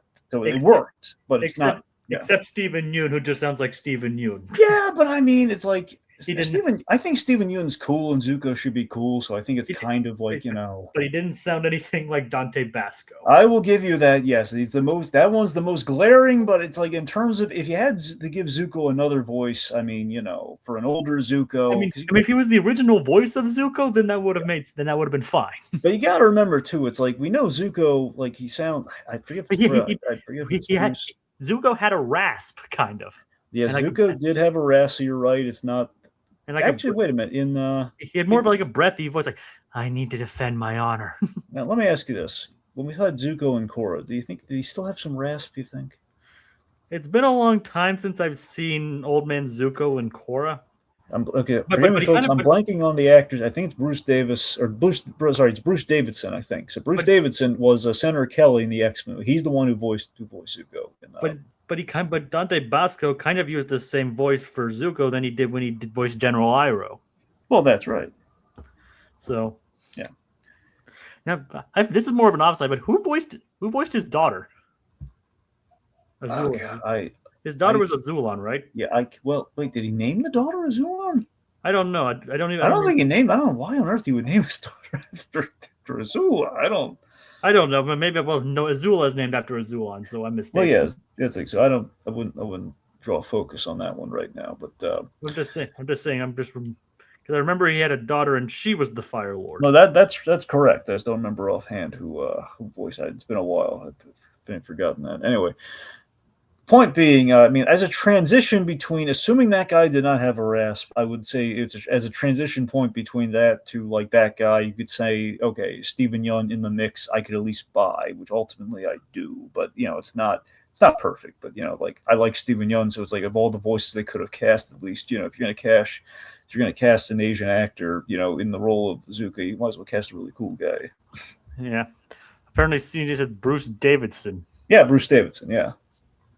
Yeah. But yeah, so I liked him as older Zuko. We didn't get a lot of him, but he had like 2 episodes or whatever. Anyway, the point being, the cast that we did get, I think ultimately did a good job and they did right by the roles under the ridiculous casting circumstances, which again just feels. It's the fact that it wasn't done for. I don't think it was done necessarily for a good reason. I think it was done for a reason, but I don't necessarily. Again, I'm not trying to be political, folks. It just feels like it. I hate that we're pigeonholing voice actors, and that's my main thing. It's not about ethnicities or anything. It's just like why do we kind of prevent especially when they were positive portrayals of these. That's what I'm saying. Avatar is like it's not, and they weren't putting on like accents or anything like that. Like yeah, they were just those characters, and they were just felt like the best natural fits for those characters. Yeah, it's kind of like an English dub of an anime, even though it was made in English in the first place. Yeah, if that makes sense. Exactly. It was a voice with the used the Andre Romano, and Andre Romano was the voice director on that show, which is why the voice acting was great and why there wasn't a problem with it. She looked for a voice with character, and that's what she got in those roles.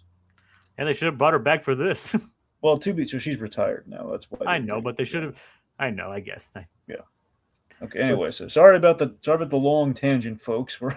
Oh boy, it's gonna be a long one, folks. I'm sorry, but well, we've only covered like the first act. Yeah, well, barely that. We still haven't got to the. So act. Okay, it's the round out act one. We have one thing we have to talk about with act one. Mount Baihu. Yeah, so act one's very solid. Aang discovers an airbender in the ice. He discovers Taga in the ice. It's not instead of the staff. So overall, Act One is the best action. It's the reintroduction of the world. It's like he finds Taga frozen in the ice, and then the whole reveal, like when Aang's carrying him off the mountain and he gets hit, the reveal that he has the tattoos on his hands, like holy crap, he's an airbender. So it's the way Act One ends is just spectacular to me. It's like Aang's looking for redemption, and we have this awesome looking new character voiced by Dave Bautista of all people, and Dave Bautista can rock, And we had that slow-mo save where he goes in slow-mo as we reveal the tattoo, and he's like this master airbender, and we see the way Taga glides, which we haven't seen anything close to that since like Zahir and Legend of Korra season 3, and we have like the last minute escape on Appa. Everyone's together, and our cool new character passes out. It's a way to demonstrate early on that that Aang, for all of his achievements, still had a lot to learn and isn't necessarily the top tier airbender. Yeah. And there is some not so subtle foreshadowing early on when he wakes up and sees Tom. He's like Earthbender. Love it. Like not so subtle foreshadowing there, is it? No, it isn't. Anyway, so Act Two. So Act Two, we built on. I think Act Two overall is built a lot on good character work, especially with Taga. I think Taga is a great addition to the film. I thought he was very interesting. I thought he was good. Remember, here's the thing. So the 2 clips that I saw from the leak, Jacob, I had this scene, when Taga comes to, briefly, like just up till when he wakes up. That's about it. Basically from like the talk, and then he wakes up, and then the spirit world introduction to all the wacky stuff going on in spirit world. Those are the 2 clips I saw. But I love this whole like catching him up when it comes to scene. I just like how it's staged. I like kind of the energy of it here. We reveal the staff is more. It's not a weapon; it's a gift. It has the ability to use spirit energy to create basically create bending ability, which is based off the lion turtles. Which in Legend of Korra, we explained the origin of bending, which comes from the lion turtles, and that's basically Well, the lion turtles were also like introduced in the last episodes of the original series. Yeah, and then Korra kind of retconned it. Well, I don't think retcon. I think they expanded upon it. Well, the first Avatar, the story of the first Avatar kind of went back and contradicted some things. I don't. You sure it contradicted something? Well, it kind of complicated the origin of the Avatar. That's what I'm saying. More. I don't know. I think. I don't know. Anyway. Okay, so I think he's the first Avatar, so I don't think it's necessarily. I think it's like we have to we're going back to the first guy, so I don't think that's necessarily. Maybe I get retroactively we're adding stuff, but I don't know if it's a full on retcon. All right, but either way, so Sonam was the Avatar that he served under, and Taga served her, and he was her most devout follower, which led to him being the first person she bestowed earthbending upon. Well, airbending. Airbending, right? Now, do you bring that up? I wonder. Do you bring that up because originally Taga was an earthbender?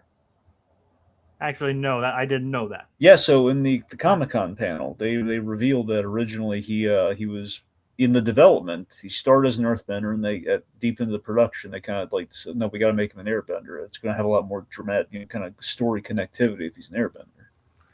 Yeah, I did not actually know that. That was a slip of the tongue, but Yep. I was more along the fact that like he has a thing against earthbenders.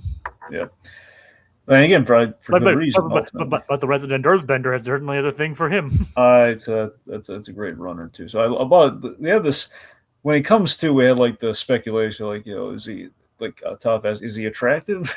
It's like well how do I measure that? And she's like, and Top's like, he smells attractive. It's like and Sokka's like, what does that even mean?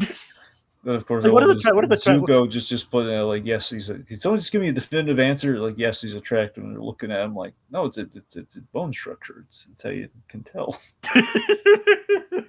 He's very certain about it. So basically, we made Zuko a pretty boy in this movie, which I mean, I don't know. We give him like the long hair. Now, mind you, a lot of this movie, in terms of like what do the Avatar characters look like, 10 years plus from Avatar, it's based on they had this awesome concept art from Legend of Korra that was basically what they would look like in the flashback scene in season one. Season one, they put out like the Team Avatar poster and the Team Korra poster.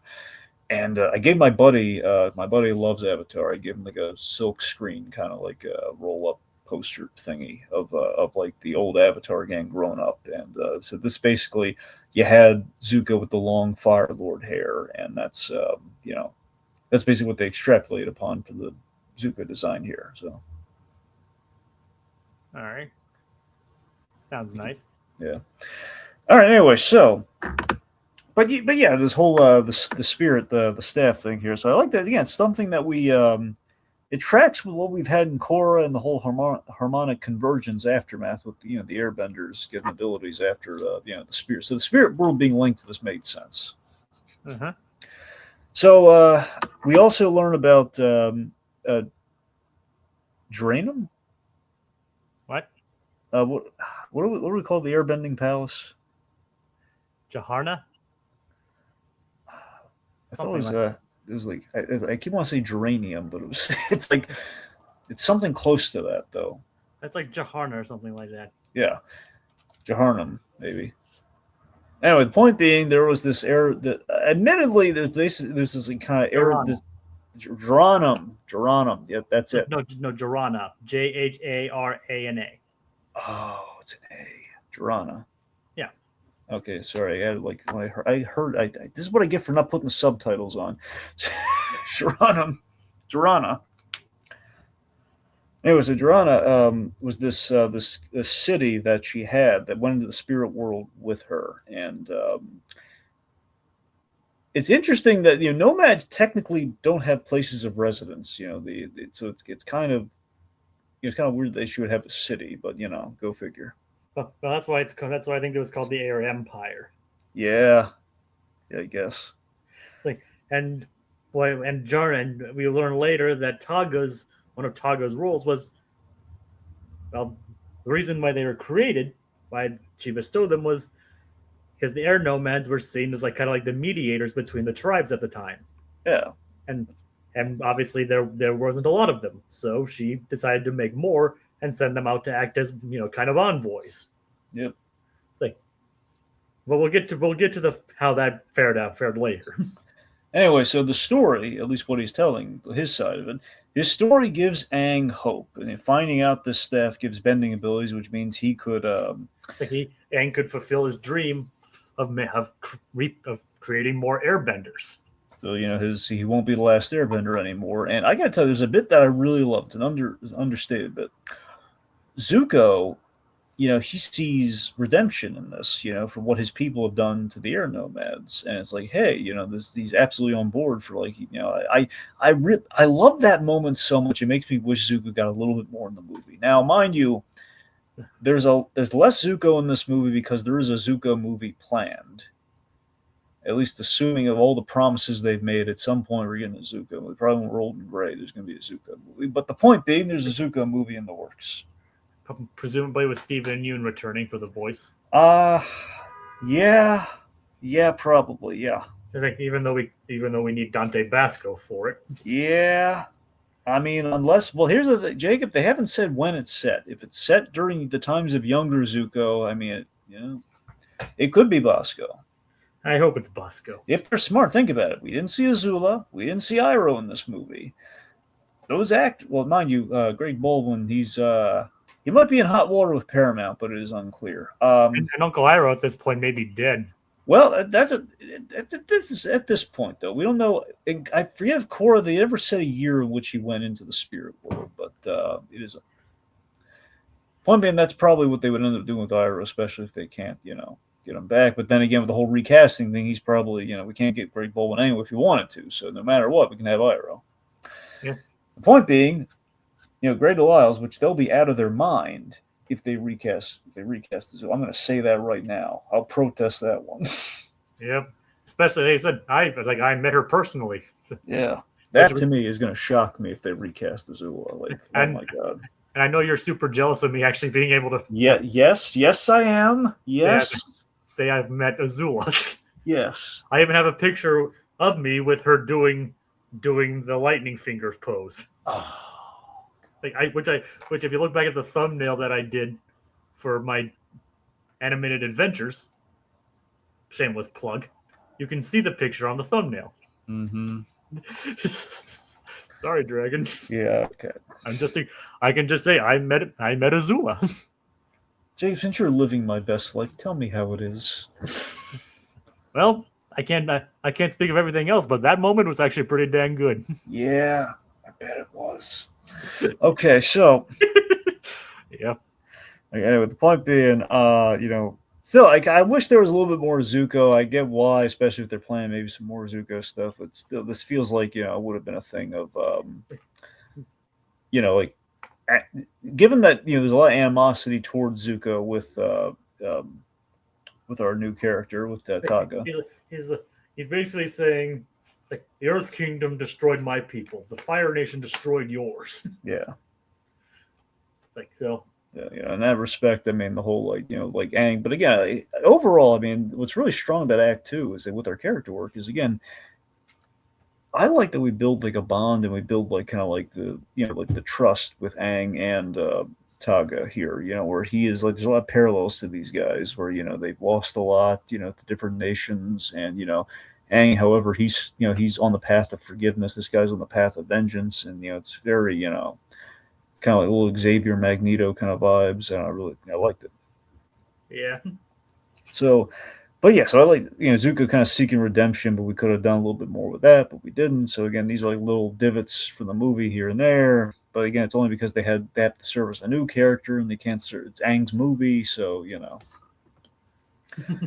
So yeah. This is really cool. I love that Tug. He's like navigating the air currents, And they're going into the impossible storm. They have to go into the impossible storm, which is such a cool concept, by the way. The impossible storm is such a great thematic thing because it's a movie about our airbender and airbending, and it's kind of like thematically, it's the storm that he finds himself in, the conflict he will find himself in with Taga. So with that, it's like it's got to be like a tornado. It's an air-based kind of obstacle for him. And storms are a combination of air, water, fire, if you count lightning. Yeah. So, except Earth, strangely enough. I mean, it touches down on the Earth, so it's probably got some rocks in there. So the storm kind of touches upon all the elements too. A little bit, So I don't know if that was intentional, but Also, my favorite, they didn't really draw a fine point to, but to me, and I think just kind of fandom, it's the idea that Aang just has terrible luck with storms. He just really It's does. like he got trapped. He got Yeah, he got trapped in an iceberg for 100 years. Then he got stuck in a cave. I love the foreshadow of. So here's the thing: the whole setup on Taga, I like it, but there's a bit of a proviso here. I like our foreshadows with him. Like we foreshadow that, oh yes, so the Avatar must have saved you, putting you in the block of ice like that, because that's kind of like how I was. Only an Avatar can do that. Hmm. And and again, it's like we linger on his face, and it's just kind of like it's kind of an admittance of yes, she did that, but the whole like why did she do that? It's like a little, so it's a little setup there. Now the problem is right after that, amidst the storm and everything, I really wish, and I blame the runtime on this. And it's not so much that it's like I don't want the movie to be too long, but it's like the one thing in kind of the pacing because of the way I kind of blame Act Three for is like anytime. Not that we need a lot of anytime we could have salvaged. I think if we just redistributed it here, we could have put a little bit of spacing between that moment and when he tries to crush the rival airship with the denied on it, because that spells out the whole. Okay, this guy's probably going to be a bad guy. I mean, You know, I kind of already called it. I mean, I kind of called it from when he tried to threaten Toph. yeah, but But then it was explained by the. you could walk that back, especially when you learn about his backstory. Yeah, I mean that does it. But when he tries to crush the denied airship, That's the thing. Okay, we kind of know where this is going. It's plus you have like a big stunt cat. Well, it's not stunt casting in a bad. He's a good actor, but it's Dave Batista. You know, yeah, sometimes it's like the whole guest star thing in like a crime procedural. Okay, he's probably going to be the bad guy or like the big witness. he can. Yeah, Dave. Yeah, he doesn't really play villains a lot though. So I Yeah, mean, it's a rarity. he did play. I mean, he was a heel at some point in his wrestling days. So It happens. I mean, I think in the Bond movie, he was a bad guy. wasn't wasn't he like one of the henchmen though? Yeah, he was a henchman, so he's still, like he That was was like the an Jaws equivalent, Inspector, right? something. Yeah, because I don't think it was in No Time to Die. It was actually it might have been. It was either Inspector or No Time to Die. It was one of those two. I thought it was because I could have sworn he was like Blofeld's assistant, or Well, then that was Spectre then. like I could have sworn he was in Spectre. Yeah, it's probably Spectre. All right. All right, anyway, but occasionally it happens with him. He plays bad guys, but he was in that Shyamalan movie. But again, bad guys in that case, like a bad guy, with depth. Yeah. So yeah, he was. It is kind of showing that, like especially in contrast with Aang earlier when he saved Ga. Yeah. So. By the way, I love the whole gag where before we get to know Taka, like Sokka's bringing up like the whole brain freeze thing. Essentially, he's bringing the whole like, we don't know what the 5,000 years of ice does to it. They're like, I was frozen in ice. Well, that was 100 years, Aang. That's not 5,000 years. You're fresh. Yeah. So, Sokka. so the point being, Aang has a mentor figure, kind of like Gyatso to an extent, which again we kind of established that up front for that reason. It's nice to see a bond forming, and it legitimizes the heartbreak that follows, and the whole dual redemption thing. He's trying to redeem himself through vengeance. He's trying to redeem himself through kind of a way of forgiving himself. Kind of giving life versus taking life. And he teaches Aang like this cool like link maneuver and this chain, the air chain. Oh yeah, that was pretty cool for sure. Okay, so again we have like the tornado. We're going to in the impossible storm. Sokka is steering the airship with his feet during the storm, which is hilarious. Where everybody else is trying to keep the ship put together with Toph bending the roof back together. Starting then Zuko kind of like basically melting and reforging the beams, and then Katara clearing the water out of the way. Yeah, so Team Avatar in full swing is pretty good. It gave everybody something to do. Yep. So we have Aang with a fork. I love this moment in the action. Okay, Aang has like a fork in the road choice here, where it's like, go forward in the storm or turn back. And it's a big character moment for him. He has to get closure. He has to go forward. And it's kind of putting him at odds with Katara and the rest of the group. Yep. And I love this. Is what I'm saying on the writing though. I love that Taga made a very legit. He took the brunt of that for Aang. He said, "Look, guys, it's my fault, but we got to make this choice. We're so close." Toph forgives him instantly. She's hugging that arm. Because he's hot. Yep. According to Zuko. Yep. Like, Sokka, Toph has always had a thing for tough guys. Well, I mean, she also had a thing for Sokka though, which makes sense. Yeah. We don't know if it ultimately happened or not because we have no idea. I still love that brief moment where she kind of gravitated towards Zuko. Just yeah, but I think I for one was rooting for. Like I know that don't get me wrong, we don't even know if Sokka and Suki ended up being together in the end. No, they did. I mean, I meant going on in the future into Korra. A part of me, I'm pretty sure at some point they denied it, but it's the idea that Toph has two daughters. Okay, now it's not a guarantee they have the same father. Yep. Just saying. Yep. A part of me still. I mean, look, so fans. The whole. I love the joke that said technically she's never seen her daughters. Well, you're right about that.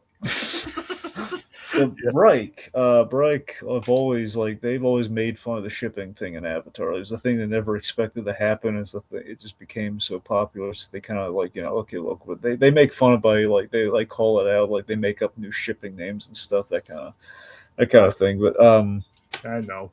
Just the idea that Sokka and Toph, or Sokka and basically Sokka gets shit with everybody. That's true. Sokka and Ty Lee. Yep. Yeah. But don't get me wrong. I like Suki, but I was kind of rooting for Toph. Yeah, I mean, look, Suki's the right choice.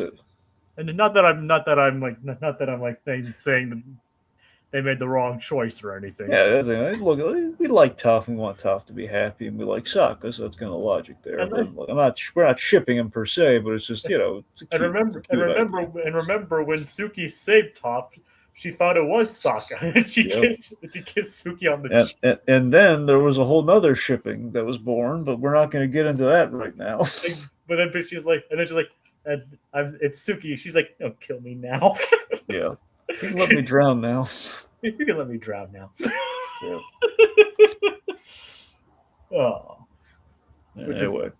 That scene alone bore two ships. It did. Yes, it did. The sinking ship. Both of them, yeah. Anyway. It's the darndest thing, man. I tell you, I knew it was never in the cards, but I'd be lying if I said a part of me in my heart of hearts didn't root for Zatara. I got to be honest. I'm kind of glad. It's because of the end of season 2. It's because they were so close. Had she healed him, maybe it would have happened. I'm kind of glad it didn't. Yeah, no, everything worked out for the best. I get it. Absolutely. Love at first sight has to be that. It's still. Aang and Katara. Loving Zuko the way I do is just. I mean, of course, Zuko is like.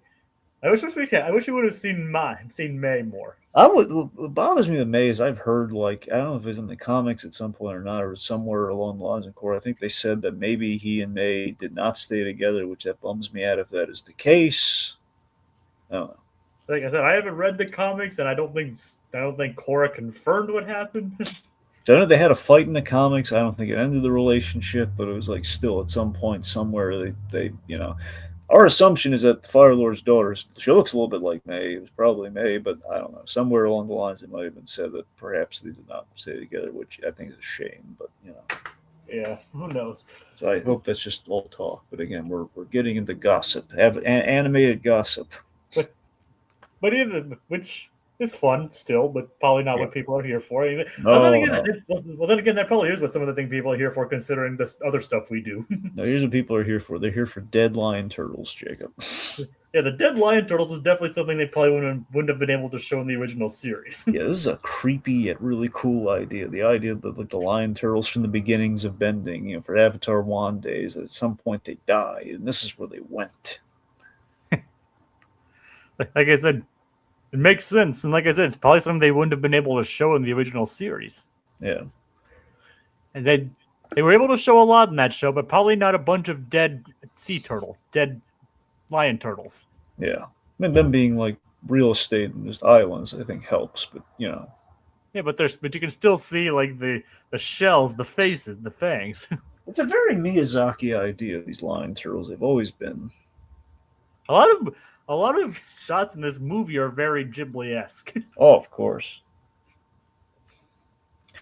So, I mean, heck, I'd even say the original series was kind of Ghibli-esque. well, no, I agree with you there. So, and so Aang, Well, remember Miyazaki. Technically, they modeled the character exactly after Miyazaki. which one? So there are two designs of Asami's father. So Hiroshi Sato. Hiroshi Sato, in the beginning, he had a kind of a Teddy Roosevelt look back when he was like evil and he got arrested. When we see him in prison, and at the very end of the show, they modeled to redeem him. They made him look exactly like Miyazaki.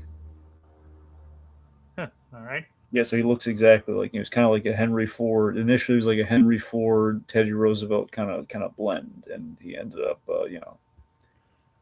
being exactly just he's like full on Miyazaki, and it's awesome. Huh, all right. It was like their love letter to Miyazaki.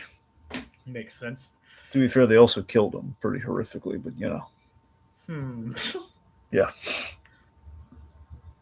So, anyway, Aang decides to go off and search for the staff because only the Avatar can retrieve it. Yes, he's telling Taga to hang back. It's like, look, I can do this on my own. So here's what I love with Act. Okay, the end of our acts, pretty strong. So end of Act Two, so I love the edit on this, Jacob. The edit between Katara confronting Taga, and we have this great conversation between them, cross cut with Aang, find like letting the Avatar spirit kind of guide him, and he ends up finding the airbending spirit kind of guide him to the staff. And so as he's finding the staff, we have Taga's betrayal as he basically he's like talking about a weakness. Like, and Aang has weakness. Like, what is his weakness? You. And we have this awesome fight, which thankfully Katara wasn't pregnant for, else it would be very problematic. We have this epic fight where just the ferocity in the animation on Taga. It is kind of interesting that this movie does actually show, even though he's not officially an airbender, it shows an evil airbender. Which, I mean, it's not the first time we've done it. I know. One other time. When was that? Well, that was season 3 of Korra. Remember the main villain? He had airbending abilities. Yeah. So he was essentially he's the antagonist of the season. So I mean, he wasn't evil, but he essentially was an evil airbender. He killed somebody. Like he killed the Earth Queen. All right. Yeah, it was a big, anyway.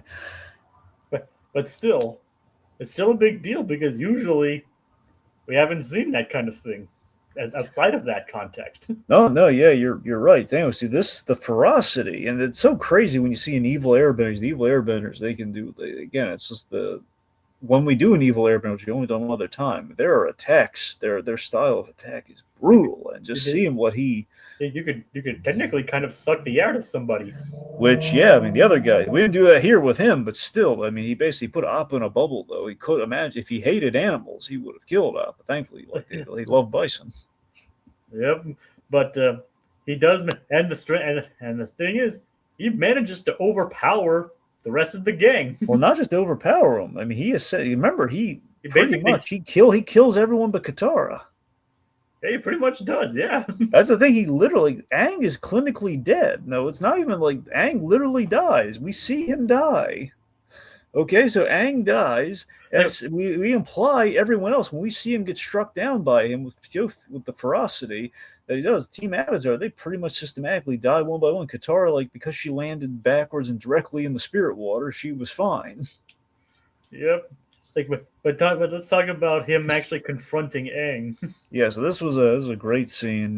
Just Aang again. So ultimately, Aang, his weakness, he was blind. Aang was blinded by his weakness, which is his guilt about the Airbenders, about his survivor's guilt, and that leads to him giving Taga the staff, because he blindly trusts And Taga because it's like some he's minor not the fore- last one.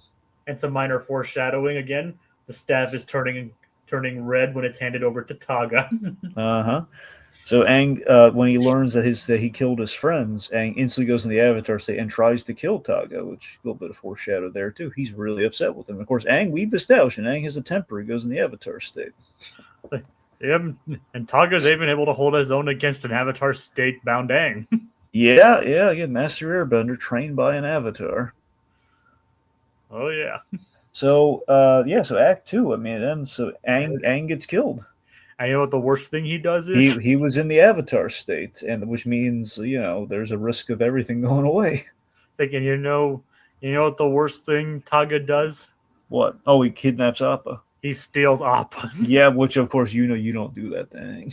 I was like, yeah, I use it. Pardon my French, upcoming French, but when I watched that, I was like, that son of a bitch. Yeah, Like he stole Appa. he stole a bison. Like he stole Appa, No, and Appa didn't like it either. no. Remember that's what happened in Appa's lost days. Yeah, they got awards for that episode. What? They got awards for that episode. Yep. Yeah. And that episode, because that episode's freaking devastating. Yeah. And thankfully, it doesn't last long here, but still, that's son of a. Yeah. He stole Appa. But still, it's a great end of Act Two. Aang dies, he steals his bison, and the denied now have bending abilities. Like bump, bump, bump. It's a great end of Act Two. Because he realizes their goals align. Like they want airbend, they want bending abilities. He wants an army of airbenders. Yep. to reestablish the air empire. Now, to be fair, he gives them other forms of bending, though. But yes, He does, yeah, but he's probably going to give more airbenders, though. But you're right. The point being, he was starting with these guys. primarily they gave them airbending powers. That's right. I do like, however, later, this is kind of jumping ahead a little bit, how one kind of like combined her fire, like the fire arrows with the air to kind of simulate firebending. Jacob, maybe I misread that. Maybe you're right, because I interpreted that to be firebending. That's, you know what? I think you're right. Maybe it is just airbending specifically. I think because that's how I saw it. Maybe I'm No, you're right. Initially, on the first watch, I took it as all airbending, and then I rewatched. I saw one was like throwing fire at somebody, and I thought, oh crap, maybe it was just bending, and I missed that. But if you're right about the arrows, then that's why it is airbending. Because that one lady with like the red eyes, Mm-hmm. like I think she like took some fire and then put it in her air and then used that to shoot fire. Yeah. So, all right. Well, there you go. Which again is a pretty creative use of airbending. It is. Okay, so Act 3, this is where things get a little tricky. It's basically a 30 to 40 minute action scene. Yeah, so I guess the non-action parts is, so we have the conversation with Avatar Sonam. And she reveals the truth. I do kind of like the foreshadow. I keep saying foreshadowing, but during the initial confrontation, it's like you're just like Sonam. I was like, what does he mean by that? Yeah, what does he mean by that? And then Sonam tells the truth, like basically reestablishes that what he basically said, that he was her greatest disciple, and that he was the first one to bestow bending upon. Mm-hmm. But he watched his brothers and sisters get slaughtered by the Earth Tribe, which is the Earth Kingdom, which is that's something kind of we usually don't associate the Earth Kingdom with being bloodthirsty or anything, but not more bloodthirsty, but being like they were always strong, but the fact they were strong and they killed all these peaceful airbenders. Yep, the modern day Earth King and also Boomy, they're more on the peaceful side. Oh yeah, especially the Earth King and Ba Sing Se, who really had no idea what was going on within his own city. Yeah. All right. So Yes, this led to again the traumatic loss of his people up close and personal. It led to like his revenge quest, in which Sonam had no choice but to freeze him to avoid.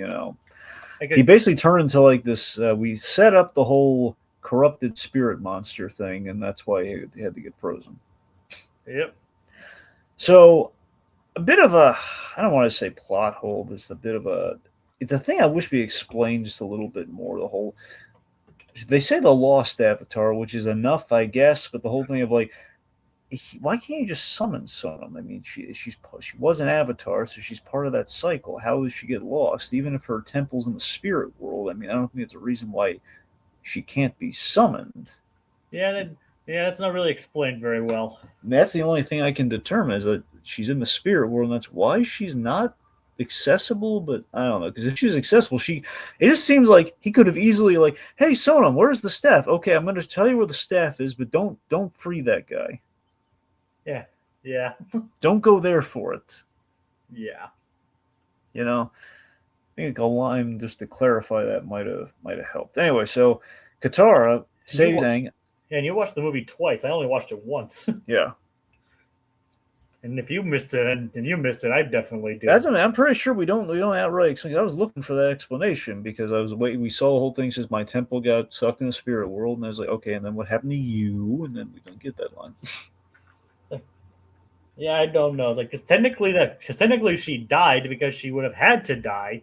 Yeah, for the avatar. Like she died. We established that she died. They say that her last thing was like she had the staff and then she died. And when she went to, as she took her temple into the spirit world. Yeah, that's what happened. So they're dead.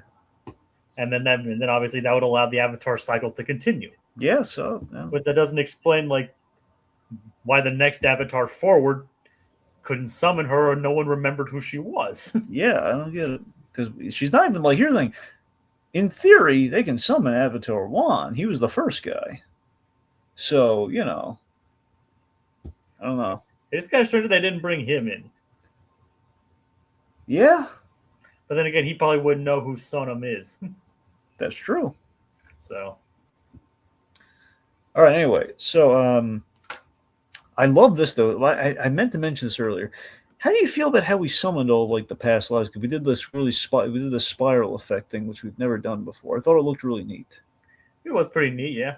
So anyway, I liked that when we did that, it was like a thing where Aang was again, he was dead, so he was about to like he just realized what was going on, and then he was about to be like added to the line of like no, and then Katara like saved him. He's like, I'm losing him.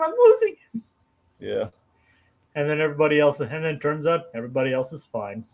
Yep. But yeah, to be fair, they were in like the spirity oasis, and Katara, was alive enough. So that's the thing. That's what saved her bacon, them being kind of around these spirit waters. Yeah. All right. So Katara saved. It's really sweet though. Katara has saved Aang's life again. Then, of course, the last time she did something like this with spirit water was the end of season 2. So after he got attacked with lightning during the Avatar state. A lot of people have pointed out, we track his lightning scar, not Zuko's from when Azula shot him in the chest with lightning. Huh. Yeah. I would my argument is that he deflected some of that lightning. That was that's just my 2 cents on that. All right.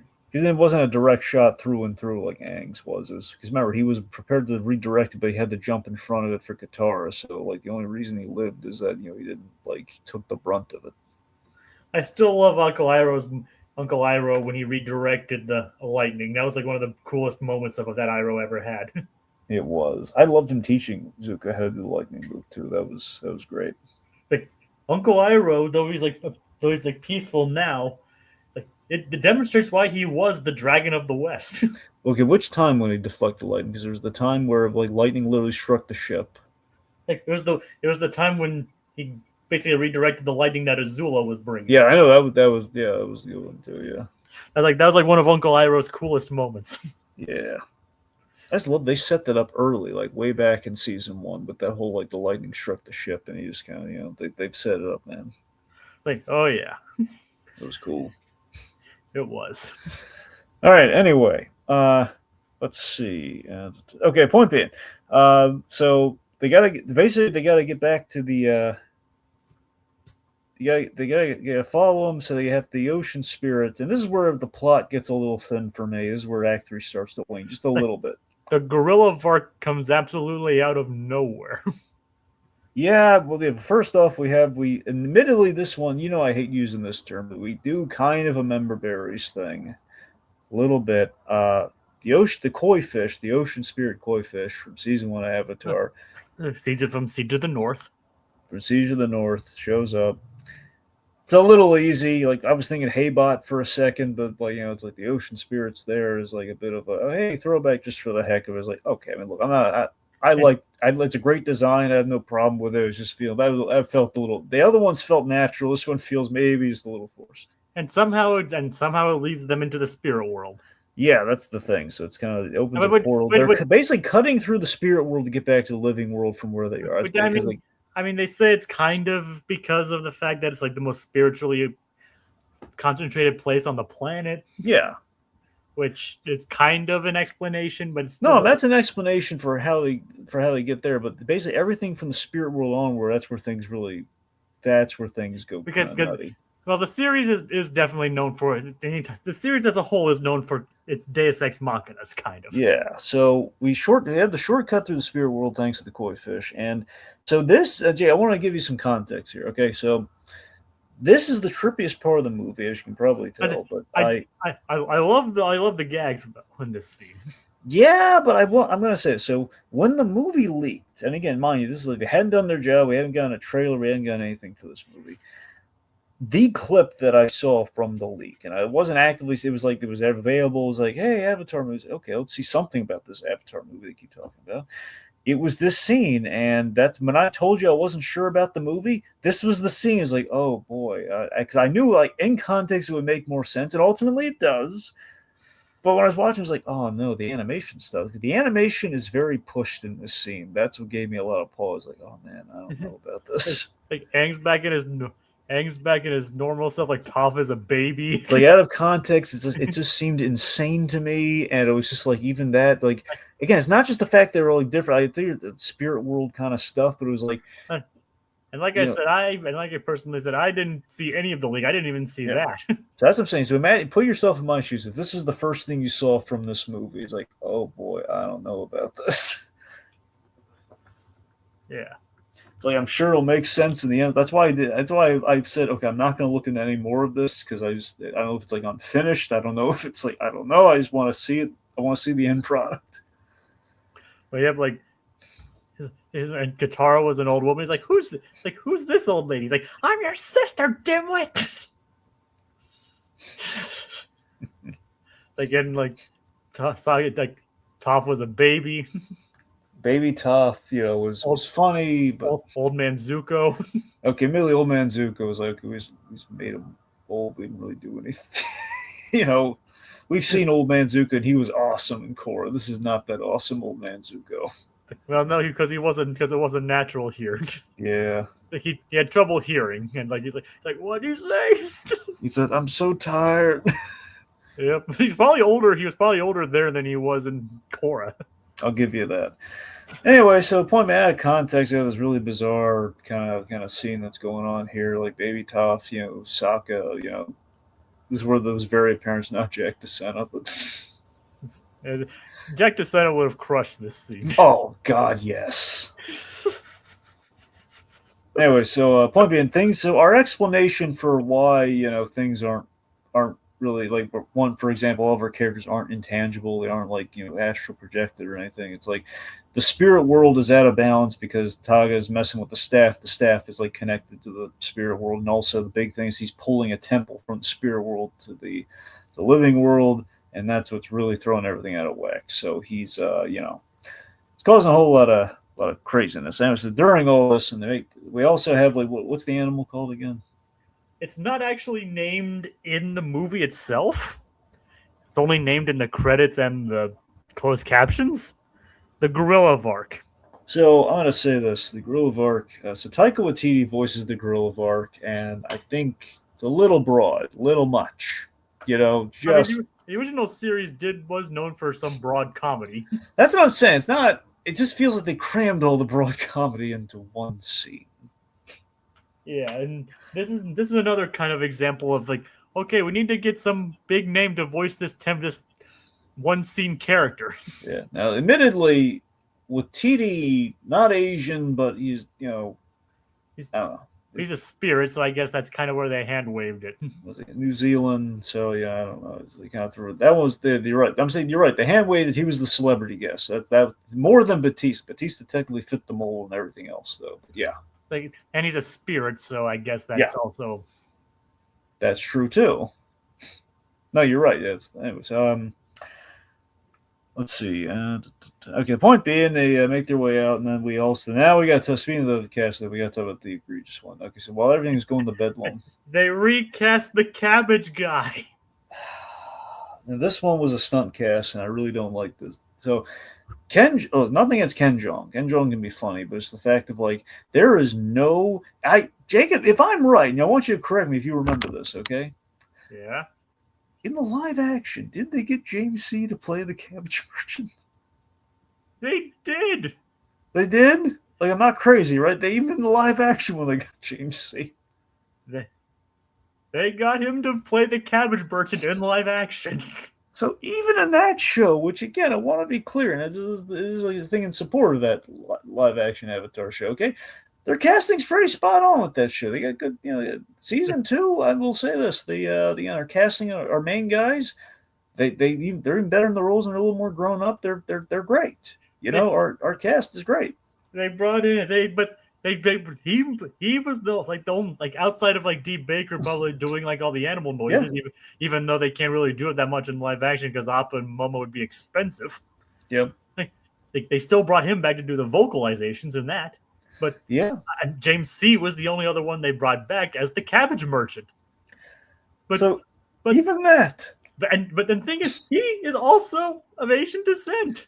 there is no good reason at all why to recast of all people. Okay, here's the thing, okay?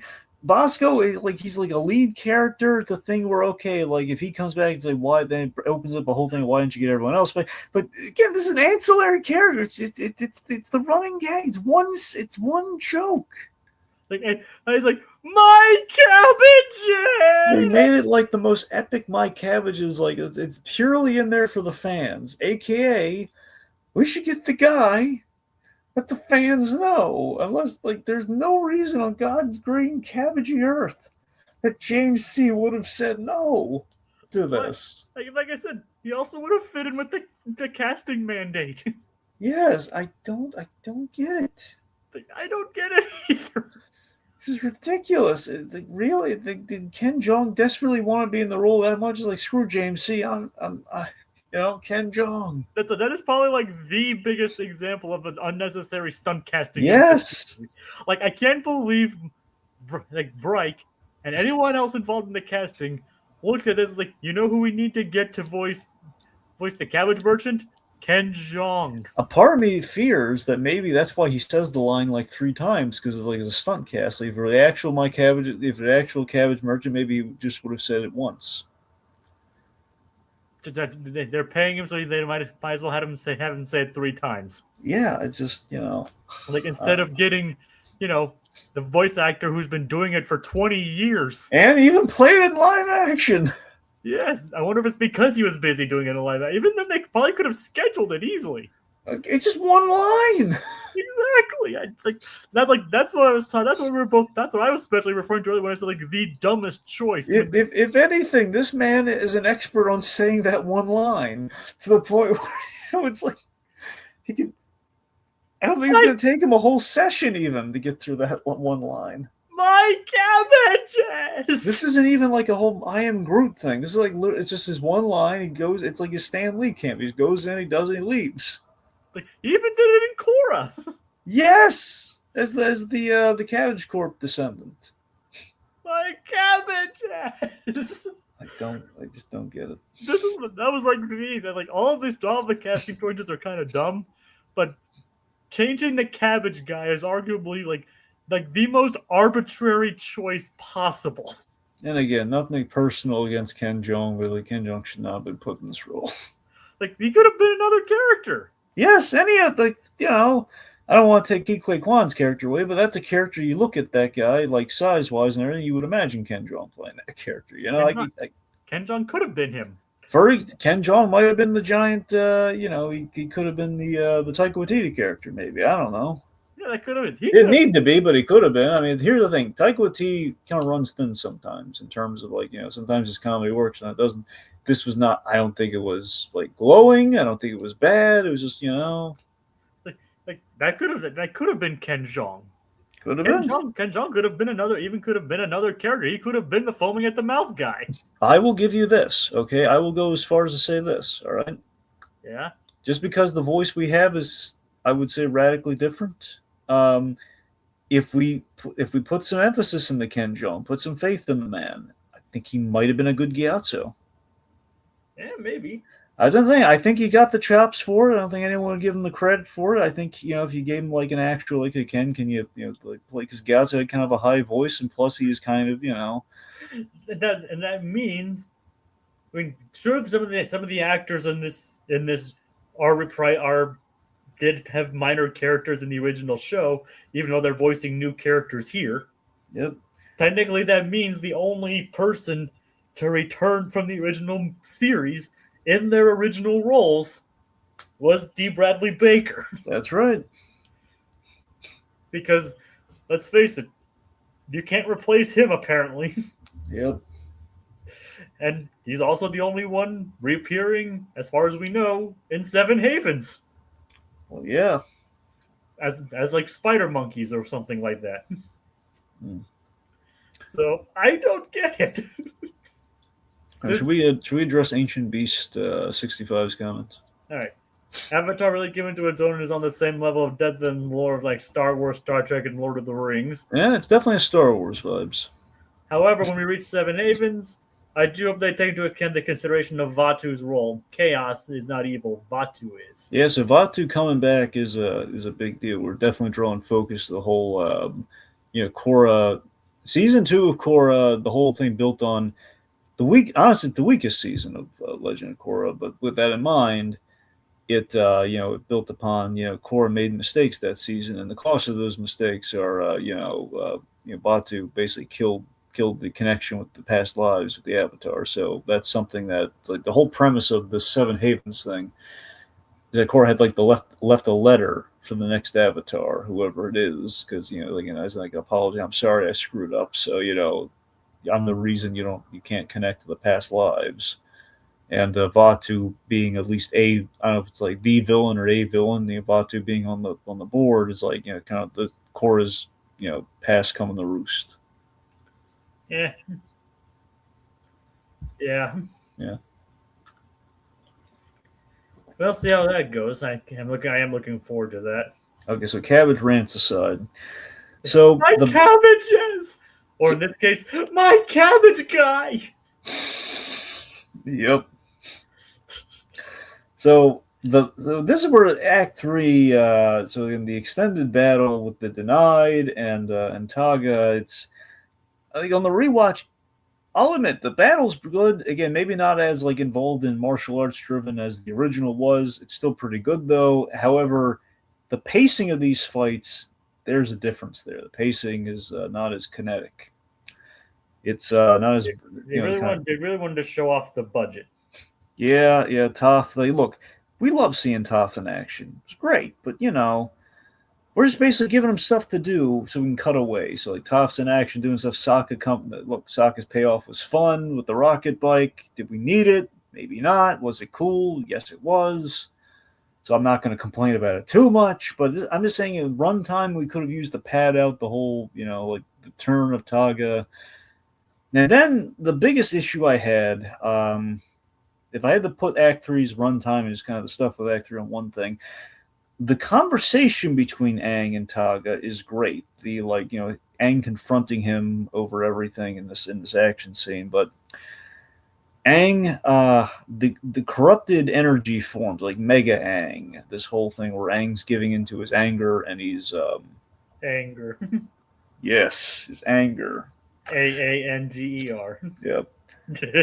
I'm surprised that that's an easy joke. But yep. Anyway, so the idea that they kind of this corrupting energy from the staff, overtakes Aang and Taga.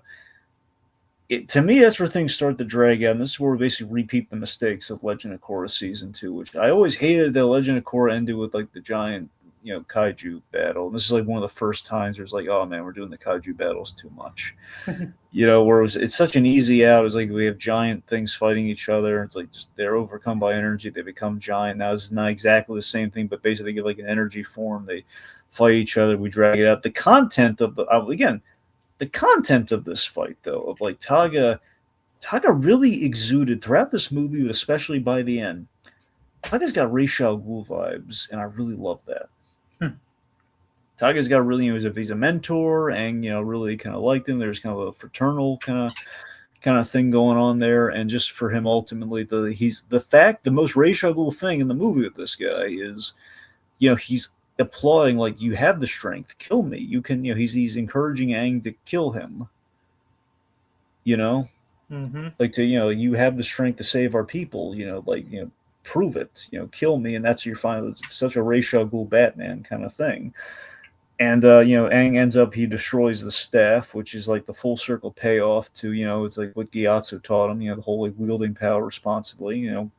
When not to wield power, destroys the staff, and it's the whole message of forgiving yourself and accepting the grief, versus like just like the constant living through the constant pain. So this is what I'm saying. The writing on this ending I thought was good. Just getting there is kind of like a slog for a little bit of the movie, but just enough to kind of get in the way. Yeah, I know I'm quibbling here, but the movie's good. But that's like the only knock I can really make. That's why, like, for example, this movie's like getting like 90%. There's your 10% right there. Yeah. So, yeah, so point being, Aang kind of learns to forgive himself. We give closure to the character, and now we get into some comic stuff at the end here. Aang, he kind of gets his airbending acolytes. They don't airbend, but he basically redeemed some of the. Did he just redeem the one girl, or was it all of the denied? GA. Well, yeah, I mean, was it just GA, or was it GA and her friends? Well, GA was really the only one who kind of was seeing what was going wrong and like had second thoughts, considering again Aang saving her life. Okay, that tracks. Then. Yeah, so GA is joining like kind of like Aang's forming these acolytes, like people who are like helping out, the air nomad cause, including her. It's really nice, and Aang. So in a sense, the airbending culture is living on. There's a comic Gene Luen Yang did that basically tells this story. Honestly, this story here is pretty much it's kind of a PS or like kind of a setup for their like a mini adaptation of the Jin Luen Yang comic that was like one of the first ones that anyway. He has the acolytes, and we have the bison being discovered.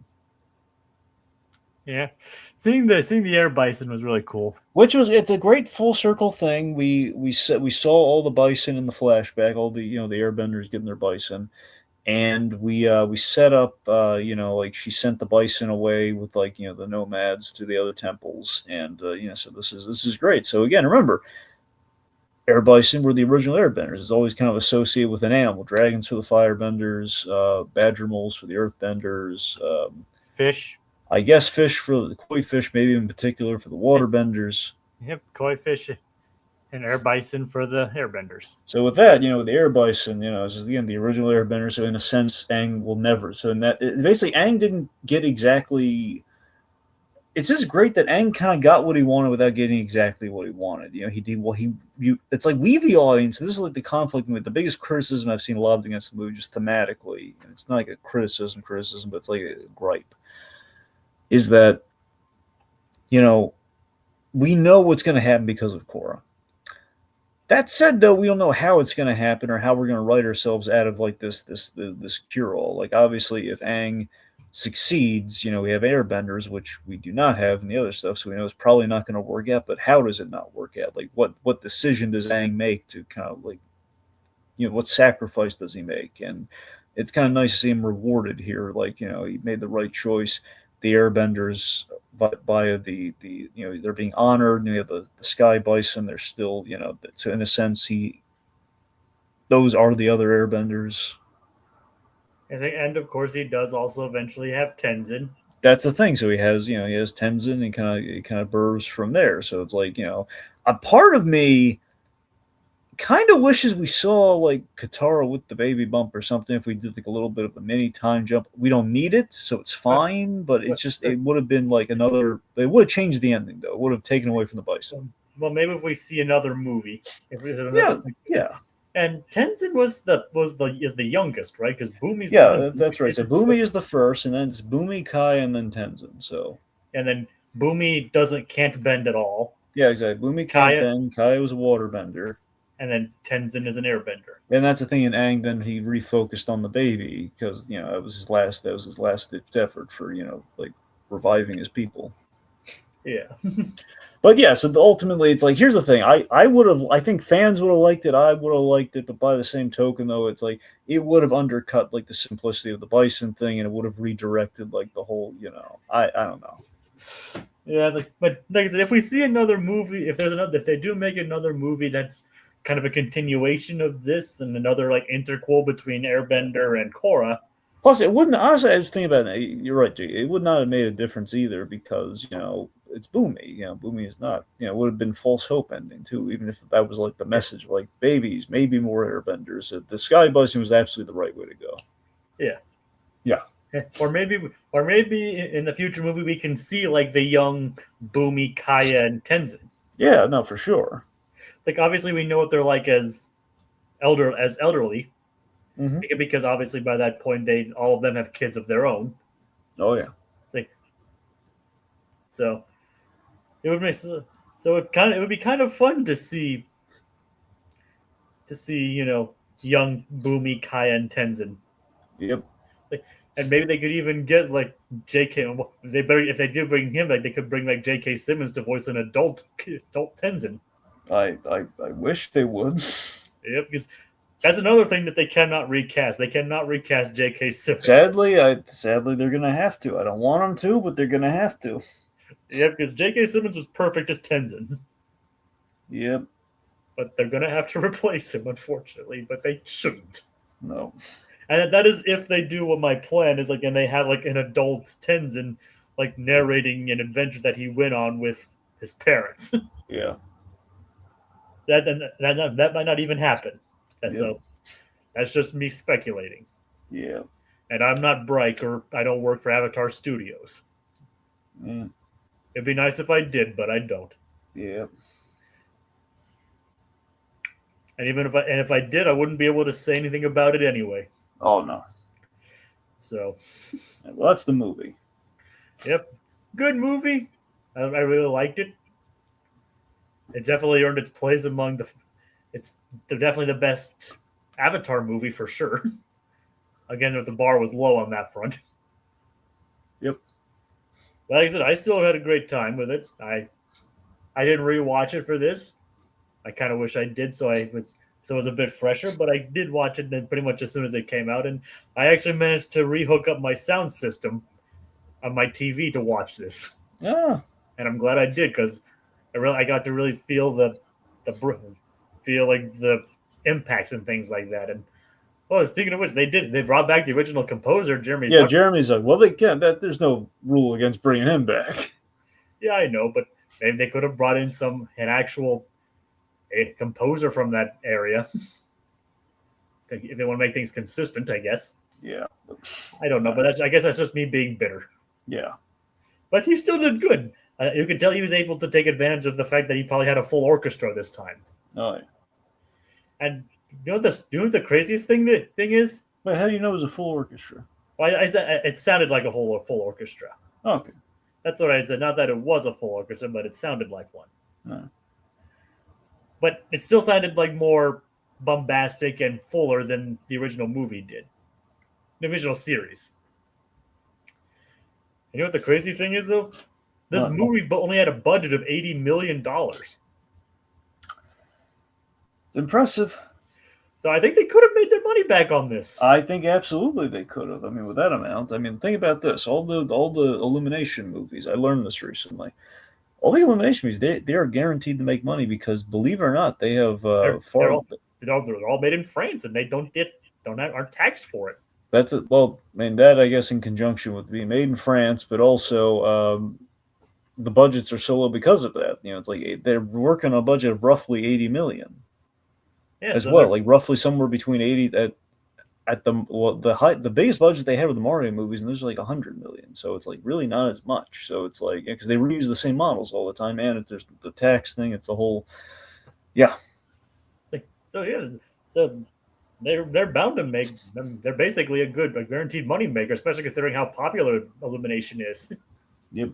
and with their partnership with Nintendo rigging in the dough, Mm-hmm. they're pretty much set.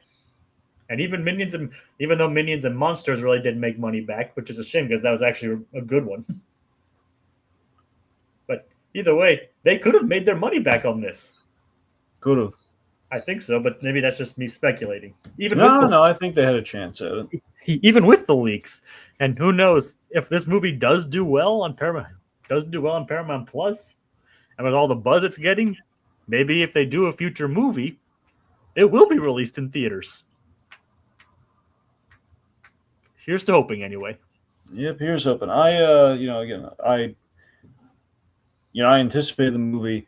I loved it. I'll admit, I think on a rewatch, I think to really fully appreciate it. But again, I was blown away by it the first time. And I really kind of everything sunk in, all the subtleties. I think sunk in on the rewatch. I had a great time with it. I think it's, it gives a lot of hope for Avatar Studios, like fulfilling their promises. I'm looking forward to Seven Havens. Admittedly, though, I think Aang is the safer bet. Seven Havens is going to be riskier. I don't know if that's going to reach everyone, but we'll see. I'm hoping for the best. I have the utmost faith in Bryke. Bryke. Yeah. I've always loved those guys as creatives. Always wanted to see them do stuff outside of Avatar, which I mean, admittedly, is never going to happen with all the projects they have lined up with Avatar Studios. It's not the worst thing in the world, but point being, if they can deliver on stuff like this, I think we're in good shape. I just hopefully one of these days Paramount will actually learn how to market it. And Hopefully this year will be a learning experience for them. Like, okay, we don't want to screw with Avatar anymore. We want to make sure people see it and like it. And again, look, I know we spent a lot of time griping about the casting thing, but it's just because we love the original, and there's a lot of it. That is the weirdest thing about this movie. It's the divide between what we remember these characters sounding like and accepting, the change, and it's a little different than what we had, because it's kind of, it's set in the future, but not not the core future. It's different, and there are changes, and you have to get used to that. But it's still though it didn't not. I'm impressed that the changes that were made didn't take away from what the movie was, or take away from the enjoyment of the movie. It just it's an irritating kind of like hoops that we're jumping through now to continue the shows that we like in some form or another. Yeah. Yeah, but still though, this movie really is a nice testament to the character of Aang. And if you've never seen Avatar, I mean, I don't know if I can say you should watch it without knowing the show, but I mean, it does kind of recap it in a really nice way. It's a good narrative. It's a good arc for Aang. It's pretty simple. It's pretty easy watch in an hour 40 minutes. But it was I had fun with it. My buddies are big Avatar fans. I'm interested to see what they thought about it. But I had a blast. It was good to just see more Avatar appears. Always that great sensation, that great feeling of hey, there's a new Avatar product of some kind, whether it be Korra, the original, or Seven Havens or whatnot. It's just oh my god, more Avatar, and just it felt like Avatar. I'm interested in. I am looking forward to seeing it too. I'm always open for more Avatar. I'm always open to talk about Avatar as well. Yeah. And I am looking up Seven Havens. It is kind of interesting that they're not actually bringing Studio Mir in for this. Yeah. Bringing in a French studio named La Choulette Campagne. Yeah. Or I don't know how to pronounce that. I'm surprised they didn't bring in Studio La Cachette or whatever that. Whoever does Primal. It is. I mean, if they are working with those guys, you got to remember that's the thing about this Avatar. The risky thing about Avatar Studios is that they have too many projects planned out.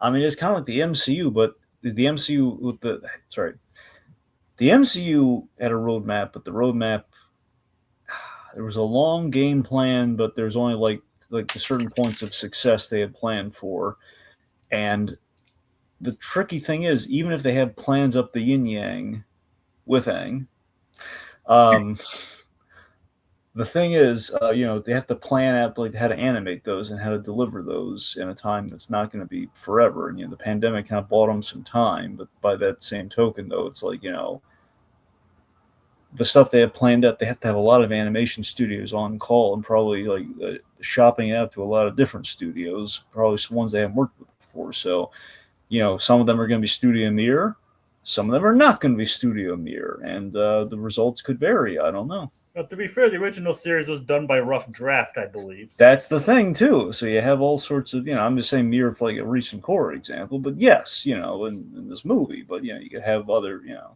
And they can shop around the various different studios and for these different products, which is kind of exciting, but it's also like, oh man, it's not a guarantee. So, and heck, majority of this movie was done by Flying Bark. That's the thing. So it's an exciting prospect that all these new animation studios. There's the fact that like every show, every movie might have a definitive ID that is inspired by Avatar, but could look very different in how it moves.